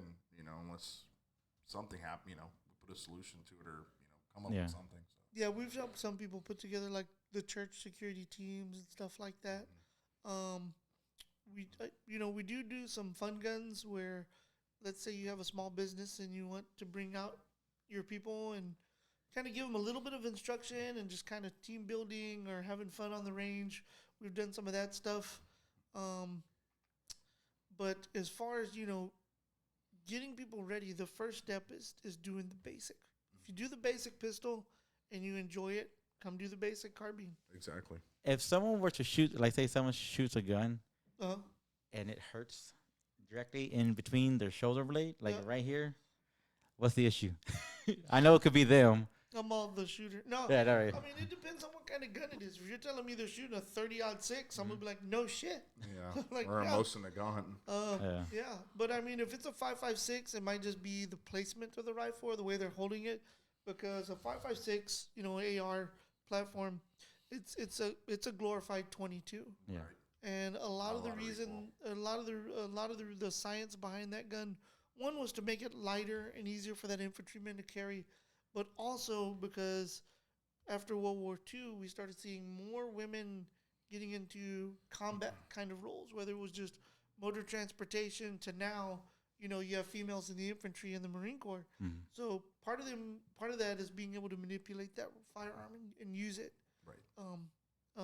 efficiently and accurately, and so that gun should be easier to use. So if they're getting pain in the shoulder or something like that, they're probably holding it wrong, or something like that, and that's something we could definitely work through it like a basic carbine class, and that's part of what we do is we teach you how to properly, I call it the freedom flute The freedom flute. because everything is right here on an AR. Oh, You okay. know, left and right, your safety, your bolt release, your mag release. So basically, when we're teaching you to play the freedom flute, we also teach you how to properly place that firearm in what they call the pocket, which is right in here. And when you learn how to do that, it makes it a lot easier to shoot. Oh, cool. I'm trying to think of anything else. Anything else? I just went blank. Oh, it's all good. Shit. Lunch is fun on the range. There you go, lunch. I mean, I know. I be seeing them pictures. we will break it down. Like I said, we'll bust out grills. We'll do a parrilla and everything. Oh hell yeah, we've busted up. We've had the disco out there before. Have y'all? Well, I mean, not to cut off about the lunch Yep. thing. I just because have y'all seen that big ass rifle? That dude that he be shooting 50 on BMG. or some shit like that. It's a big old. Yeah, it's a 50. We got a guy that Or a Stephen Ward brings out. 338 Lapua. I don't know what. It's a big old rifle. It's like a bullet like this big and like that long. It's probably a 50. Yeah, or 338 Lapua. Like I said, those are- Yeah, it takes like one bullet to load it, and then they load it, and then Yeah, it's probably a 50. We got a guy that brings a 50 out sometimes. Yeah. But he's got a Expensive gun. girlfriend now, and he stopped coming to the range. He doesn't bring out the 50 for us to. Dude, we were literally turning cinder blocks into like powder from like 50 yards away. It was lots of fun. Yeah. Yeah, we Expensive busted gun, a 50 every now and more then. expensive ammo. Oh yeah. yo.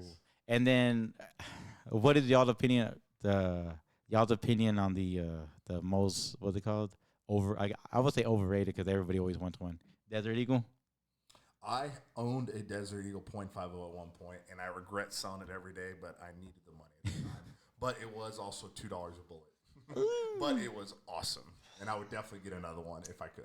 I've never owned one, but I've shot one, and it's a showpiece. It's really cool. It really is. And It looks like RoboCop. Yeah. freaking beast. That's what yeah. it is. It just Yeah. that a RoboCop. So- Super heavy, and it's super awesome. I have nothing negative to say about it. If you got one and you can, it's fun. Yeah, a it fun was. gun to It was shoot. very fun. I regret selling it, but I had to. Man, I seen years back, but I seen that one of the pawn shops in Pasadena they were selling one. Oh, man. If you could get one for under $1,500, get it. You will not believe. Years ago, I bought it for $850 from a guy who was like, "It's too expensive to sell it." I bought it for $850 and resold it for like $1,200, and now they're $1,500 brand new at the least. It's so crazy how everything is so expensive now. Everything, Inflation. man. That's why I Well, said yeah. this is an expensive hobby for me, but that's why I put hours of research to in all the stuff I do. You know what I may lack in maybe my background per se, but I do it, and man, I buy gear. I take the time out to know all this stuff and buy good stuff, and that's what I try to do and bring it to the class.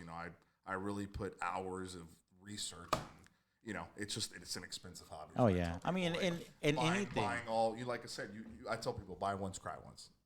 Because you're gonna buy that high point, and you're like, oh no, it's a piece of shit. Now I need another. It's like just like I said, buy the Glock and be done with it. Yeah, because I think my next gun is gonna be probably next firearm. I want to say gun. It's because I got some friends that are needing some help, and I'm gonna buy one of his shotguns, Oh, nice. and it's I forgot which one. It's Mossberg? no, it's old. Winchester? No, I don't know what brand it is. I can't remember. I just remember. I think he said the old HPD cops used to have it. It's It's probably either gonna be 870 Magnum or Mossberg 500. Yeah, Mossberg. It's I'll get the if HPD picture had it, and it's either gonna be an 870 Remington 870 or a Winchester 1300 Defender. Yeah. Okay. And those are extremely It was- reliable shotguns. yeah, it Big was- 70s. I have 2 of them. I just the way it looked, you could tell it was an old shotgun. It's that gray, kind of like it's that gray Great Looks- finish. finish to Yeah. it, and then the wood finish is like almost like Probably the Winchester. almost like I think it's a sounds Winchester. like Yep. like not I'm gonna say And top. those old cop ones are badass. I Yeah. would definitely pick it up and don't think twice. Well, because like I said, they need the money, and then they're like, if we sell it to anybody, I'd rather sell it to you. I'm like, yeah, because if you want it back, I will sell it back to him because it's because it was within his family. Because he said that it was during the time that the when the cops were asking the citizens or something like that for help, or like a little private security. Really? I forgot Yeah. what it was. Like citizens on patrol from back in the 80s and Some 90s. shit like that. It was a shotgun. It's a fucking badass shotgun. Yeah. When I get it, I will send it to you when I get the picture. Nice. But yeah, but I don't know if he's gonna be selling any more of his guns. But that's one gun that he's gonna be selling me, and I can't wait. Hell yeah, buy Don't it, man. pass it up. I'm not. You will But- get addicted, like I said, expensive hobby. You're Yeah. looking at least with my handguns, like $5K on the table, if not more. Each one is at least $1,300, $1,200. But Good lord. like I said earlier, And you don't need all can that. get- My you can get EDC is a regular old Glock. yeah, my EDC is all stock. I just went a little above and beyond and got it milled. I feel so out of it because I'm the only Smith guy here, and y'all are. No, and I like Smith & Wesson. Yeah, no, I'm just saying on the Don't- table. Don't get it twisted. The MMPs are great guns as well. But here's I another like thing 'em. too is don't fall for the bullshit. Bullet prices are coming down. I'm already seeing 500 rounds of 9mm was at 139 the other Yeah. day, something like that. Mm-hmm. So that's the prices are getting reasonable. So Buy now too. so yeah, don't let COVID happen again and ramp up or something. yeah.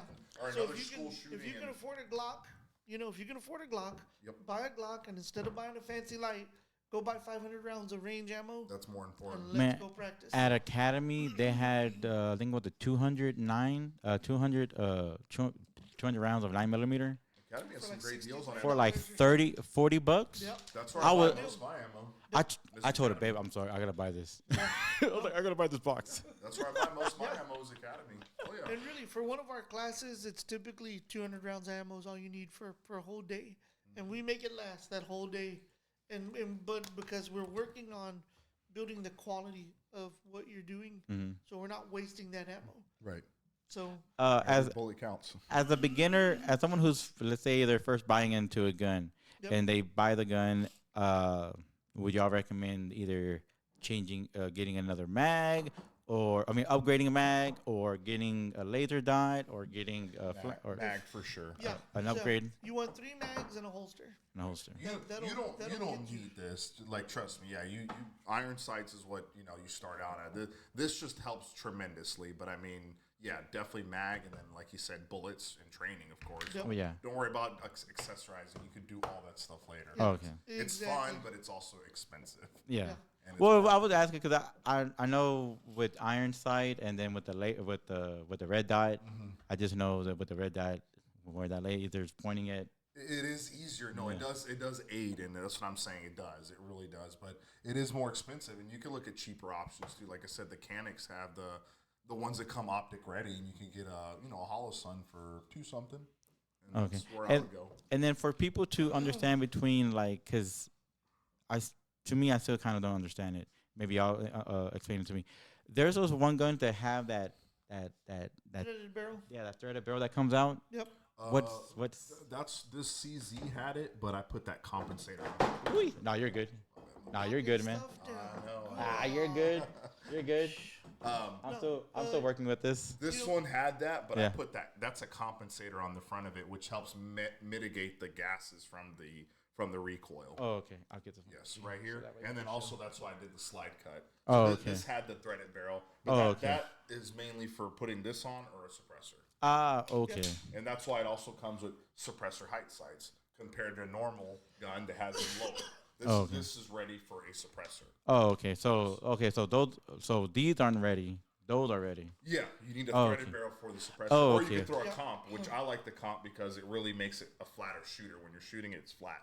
Oh, It okay. doesn't bounce as much because it's mitigating it. Well, that's what this is. This is what it does too, getting that slide cut. Oh, okay. Okay. if that makes sense. Oh, yeah. Yeah. No, it makes perfect. Now I understand more. Yeah. I've always wondered, and then I've seen those one that they slit out right here and they shoot and it comes out. Compensated, yeah. Yeah, Yep. what's the term that they use? Dragon breath or dragon air or something like that. I seen it in a magazine one time. It's just a compensated. The Glock does it with the like the 19C, and I think they're gonna bring back the 19 and the 17C for a limited run. Really? But it's not necessarily gonna be a Gen 5. It'll be built like a Gen 3, but with the compensation cuts on it. See, this is my 19X, and I just threw. This is a custom slide. This has the slide cut on the top. Oh, okay. See, so it helps mitigate that, But that's all it is, really. But yeah, it also looks pretty, Cerakoted, all that stuff. But it's also an expensive setup, man. The dot, this, that, they're looking at $1,200-$1,300 just in one. I'm over here going, I'm fine with the little bit that I have. Trust me, man, I started like that too, but it's addicting, and I spend my money where I want. That's where I spend my money at. I have a lot of expensive hobbies. Exactly. Yeah. I have too Exactly. many. I can't afford another one. Yeah, and bullets, and that's what I'm saying. The gas to go do it, and Yep. Yeah. it adds up quick, dude. Yes. Like I said, new shooter, make sure you got 3 mags. We can loan you a gun if Yep. you don't have one. If you don't have one, we can loan you one. Get you a couple hundred rounds of ammo, of just some good range ammo, and if there's nothing wrong if you got to get a Phobos because you got $30 in the budget to buy a holster. So not to interrupt you, Augie, but I started out his class with a Glock 17 stock 100% with a Serpa holster, which I highly do not recommend getting. And that's all I had at the time. Yeah, I had a Serpa with a Glock 17 stock. That's all I could afford at the time. That's what I had, and I slowly started upgrading, buying, selling. But and that's how I started this class. But now look, I'm having compensators, red dots. But this is years ago. So don't feel bad or intimidating, man. That's how I started out. Like a cheap holster with a stock Glock 17. Well, yeah. Hey, we all got to start somewhere. Well, my Glock We is all pretty gotta. stock. All I have is a light on it. I was saying, mine just has the dot, $135. 100% stock. I added my little goon tape to it. Helps with the grip, whatever. But, yeah, that's it. So I'm with Augie. I keep it stock. Just put the dot on it. I'm a big fan of a stock Glock.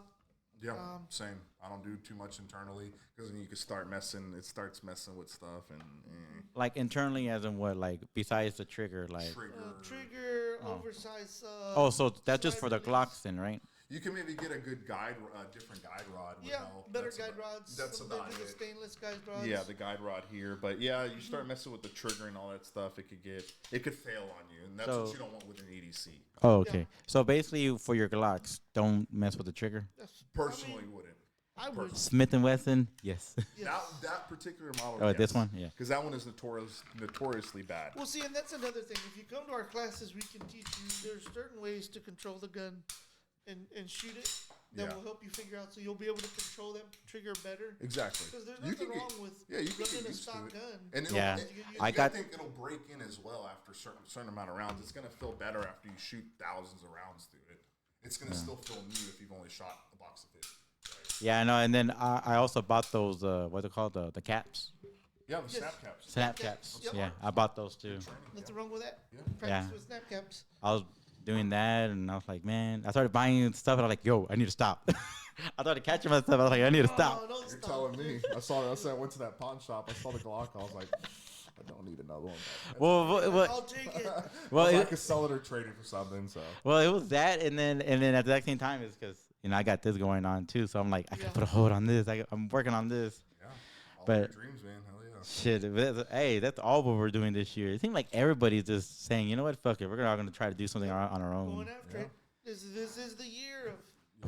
Trust me, I'm happy to even be here, man. This is great. So. Man, I appreciate y'all coming out, man. Like I said, I apologize for last time. I suffer from, like I said, gastro issues. So no worries. When it's bad, it's bad. No worries. When I get bad, and it sucks because I know you were busy, and I'm like, man, I need to get him on. I owe him. I gotta get him on, and then I just like, man, I've been so busy getting people. And I appreciate y'all coming out, though, man. Thank you for having us. Absolutely. Yeah, we appreciate it. We're just missing our other guy, Tony Cadena. Shout out to him too. It's us three mainly for King's Armory. Yeah, no, and like I said, I'm slow. At least. Yeah, like I said, I'm slowly trying to get more setup so that way I can get at least try to get more people. Well, I can only get 4 people on. Well, including myself, 3 more. But other than that, man, I mean, I'd like to get him on as well, and some more people y'all mentioned. I know you mentioned about the EMT tourniquet. About First aid stuff is really big with us. We've been really fortunate, and that we keep our classes very safe. And other than little bumps and bruises or whatever, little stuff like that just happens from being, in a physical environment, nobody's ever been shot or major injuries. We keep it small enough too, where it's private, and Yes.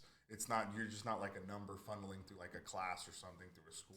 We're not a school, but I feel like the training is well enough that you'll definitely get good learning. We had some friends that are pretty dedicated shooters. Yes. And I'm not gonna name where they went, but they paid a lot of money to shoot with one of the big name guys because they're like, oh, we're going to that dude's class and yada yada yada. He showed up for they paid $1,200 or $1,500 for the weekend each, and then they were required to take 1,000 rounds of ammo. Ooh, That's a lot right there. And they really thought that that's who was going to be teaching the class. oh, it was just his name on the program. He showed up for about 15 minutes. Oh, They never saw him again. I'm like, great, what'd you learn? And they not didn't want a to fucking talk. thing. They didn't want to talk a lot about it because I don't think they learned much more than what they learned at a basic pistol class with us. Yeah. Except they shot a lot more ammo. They got to shoot it. They shot 1,000 rounds. Man, Yeah, what does that tell you? King's Armory for the win. there you go, man. Yeah, You always you know, stay local. Because Yeah. the locals the ways to go. Because And they'll. we're both born and raised here. I think Tony is too. Yeah, I Tony. grew up in the north side. Shout out to Gulf Bank. Oh God, I'll play. I'm messing with you. I'm messing with you. But no, man. But that's cool. I mean, like I said, I wanted to get y'all on. I told I had told my wife. We got to get you on the range. You ought to come and do some. We should Yeah, do some video on the range. you and your That'd be buddies, man, fun. for real. Like, Yeah. make it a point on King's Armory. Shoot him a message, me or Tony, and say, Yeah. let's get something together, man. Yeah, 'cause- actually see it in person. Yeah, You'll 'cause- be happy. Yeah, because I mean, my wife doesn't mind shooting. I've taken her to the range. My kids don't mind. I know I've talked to you about one of my other friends who's a podcaster who lives over there by 45 and Telephone. No, And man. yeah, so like lately he's been getting people like poking into his trying to look through his windows at his apartment. Man. Yeah, so he's like, I think I need to get a pew pew. I was like, I know, just a guy. Heck yeah. I was like, Yes, so sir. I told Get him him about trained you up. and all that. Get 'em So trained up. yeah, At and- our last basic pistol class, a kid that came out bought his pistol the day before at the gun show and then came to our class the next day. Yeah, literally. Yep. And he was, But, and hey, he was, there. hey, and he hey, was- whoa, and he it's was- that and he determination. was very new. Like, He like never very, shot a gun before. very, very new. But we had him moving and shooting by the end of the day. by the end of the day, And he yeah. was just like, dude, Hey, I love this. It's that determination and Yep. that fuck it attitude. Because it's like I said with this, the cost of money that it costs to do this, I was like, fuck it. Only one way to do it, and that's to do it. Well, and one thing I tell people too, like Absolutely. I'll ask them, why are you going to carry a gun? Oh, to protect myself and my family. I said, okay, how much is your life worth? So we're saying about, buy ones, know. cry ones. Yeah. Are you going to carry that cheap high point, or are you going to bump up and get something a little better like a used Glock? Yeah, nothing You wrong know? with a used Glock. No, I tell these people, trade-ins, I man. tell people, hey, buy yourself a Go to pawn shops. yeah, to a pawn I love shop, pawn shops. and they're like a pawn shop. I said I was the exact same way, Yep. the exact same If I see way. a good Pawn enough shop. deal, I buy it. I can't pass it up. Maybe sell it to somebody that, Well, and here's one thing I can do too. I know we're beating the shit out of Glock here because we love them. Yeah. But I'm just telling you the truth, right? I do a lot of gunsmithing work. Yeah. And one of the guys that I do gunsmith work for is a SWAT team guy. He does Oh. competitions. 700,000 rounds through his Glock 22. Golly. Yeah. wow. Yeah. Really? That is freaking crazy. To the point that Same the barrel? Glock, Or no? the Glock rep gave him a new frame because the plastic was finally starting to wear on the frame. Wow. And the Glock rep told him, I want your frame. I'm going to give you a brand new frame. When your barrel finally wears out, because they want it for research. So he was pushing close to 1 million rounds through his Glock when they gave him a new barrel. Golly. Now, from the gunsmithing side, I crown barrels.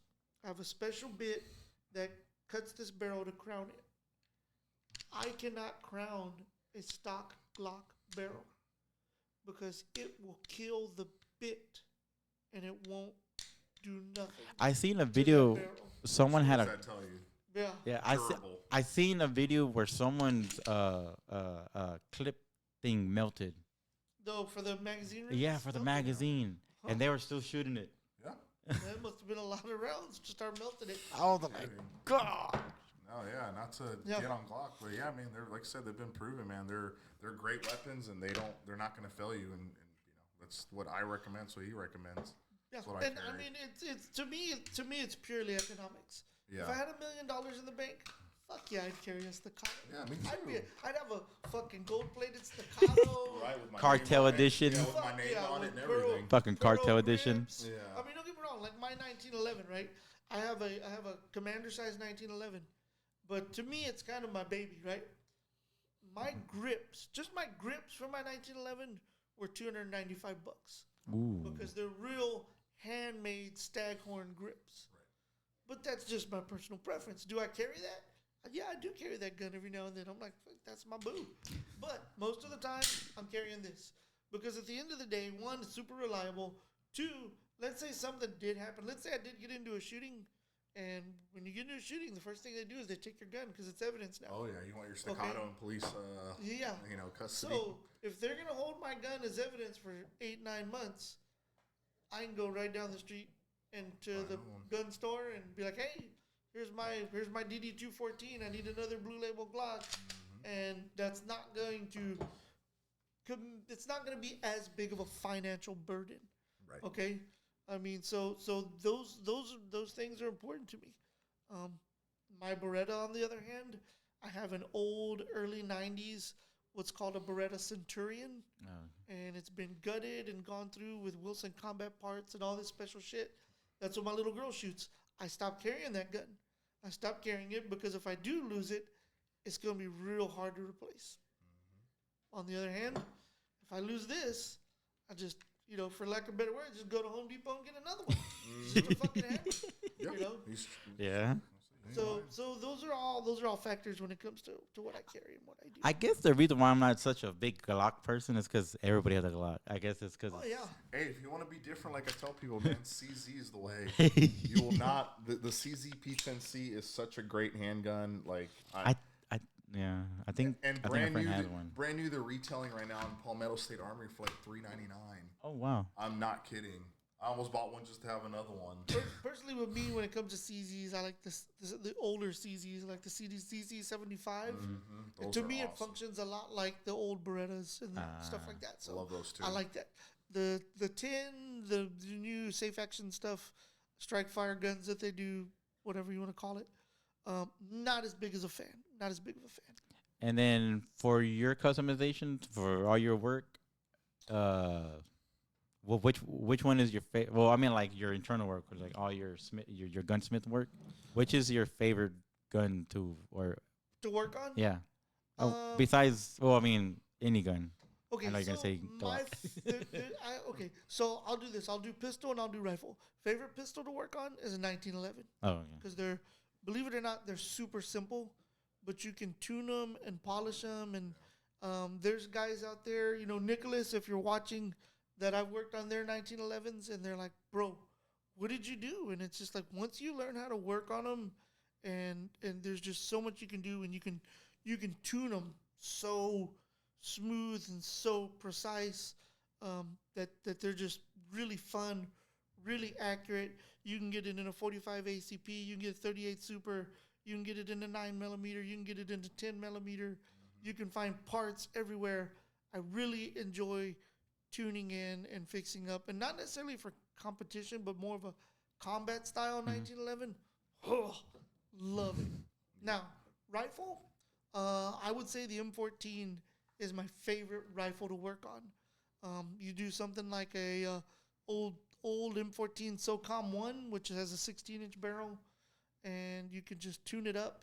You can ditch the synthetic stock and put wood stock on there, so you still have wood and metal.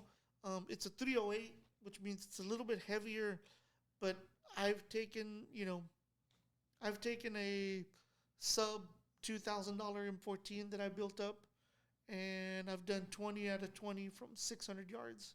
Oh wow. With that rifle with a fairly inexpensive scope on it. Yeah. And it's just because that son of a bitch is consistent. Once you get it running the way you run it, it's a killer. It's like, just a killer. Like the old Buicks. Once you get it right. Exactly. Exactly. Yeah. So those would be my two favorite. I'd say the 1911 and the M14. M14. And you know, do you do any of that or? Not so much in the gunsmith thing. Just maybe customize my own guns. I just, like I said, the standard 9mm or Glocks. Yeah, not much like Augie does, but I'd like to. Yeah. Yes, okay. And then honorable mention to my Berettas though. The only thing with Berettas is so many internal parts. I think that's the only place where the Beretta lags. Is there's so many internal parts. You basically got to be a watchmaker to completely disassemble, like a Beretta 92. Yeah, that's why they're great guns, but yeah. A lot of internal parts. Yeah. What about because we're talking about internal parts and all that. What about the old what they called, like the old revolvers? I like revolvers. And I like them. Like the old what they called Clint Eastwood or whatever movie was. Whenever he would take out the what they call the cylinder. The cylinder out of another gun and put it in this gun and then take out. Yeah. Is that true or is that? That's a lot of Hollywood. I mean, okay. I'm sure, if you don't get me wrong, if you're in an armory, right? So, a military is going to have a lot of guns and have a lot of interchange. Like an AR, right? Let's say we took three AR-15s and they were all 5.56. I could sit here and swap the parts out all day long. Oh, yeah.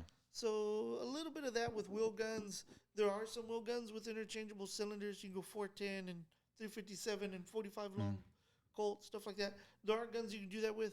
But a lot of that is just Hollywood. Oh, okay. Because it always stuck in the back of my head, cause, you would see him, he would take off the barrel and get off of another one, and it would stop and make you think, is that even possible? It's more practical to have those moon clips and just carry some of those. Exactly. And some cowboy stuff. The very, very cowboy shit. Oh, yeah. Yep. I got a question to ask about this gun. I know there's that self... I guess lock. Is there a way to put an actual safety trigger on these or no? What do you mean safety trigger? No, add a safety. No, you can't. No, everything is internal. Oh, okay. Like I said, safe action or strike fire or firearms. Yeah. Everything's pretty much internal. Now, okay. There are Glock 19Xs that I haven't seen any on the civilian market. Yeah. But the one that was marketed to the military did have a physical safety on it. Oh, really? I didn't know because the military was requiring a physical safety on whatever gun was being I think the only safety I have on this table is probably that HK. None of the other ones have any. It just looked ugly. Yeah. Oh, okay. I was just curious because it was ugly. It's like they took a Ferrari and they put the whole radio in there. They had the two knobs that you had to turn to find your station. Was it like those Saturn cars with the Mustang front ends? You're just like, what? Remember back in the day, you see those riding around here? You're just like, what? They put a Mustang on the front of a Saturn. And then, man, shoot, we've been doing it. Well, we'll go ahead and call it, man, because I know it's already getting a little late. I know we got here early, but y'all, it's all good, man. Because man, it was a good. I liked this episode. I knew it was gonna be a good episode. I already knew having y'all on was gonna be a good episode. Before we close it out, is there anything y'all want to drop? Anything coming up? Anything going on? Well, we're the summer's getting hot, and the problem is I'm a bit of an entrepreneur. I have several businesses that I run and take care of. And I just took over running an AC business. Yeah, didn't know if you wanted to throw it out there or what. I was up at 6:30 this morning doing a service call in West U on the west side of town. So, with me being so busy, I'm trying to put more load on Chris and Tony to take over the classes. but I'm trying to free up some Sundays. That's why we want to do some of these half days so that I can come out and participate more. So we're trying to see how the summer's going to go. But if not, when it cools off, I'll definitely be able to get back in with these guys and start setting up some more Saturdays. Don't be afraid of the full day class. If you want to come out, remember, and messages, we have a good time. Yeah, and messages, whatever class you want to get together. You want to get together with some of your friends, let us know. I'll message Augie. Yeah, and I'll get you. You're on the King's Armory Instagram, yeah, right? yeah. So cool. If you can, just put that link out there. Share the Facebook. No, I definitely will. And don't be afraid to reach out to us. I'll give out my personal number, 832-494-0221. Shoot me a text, give me a call.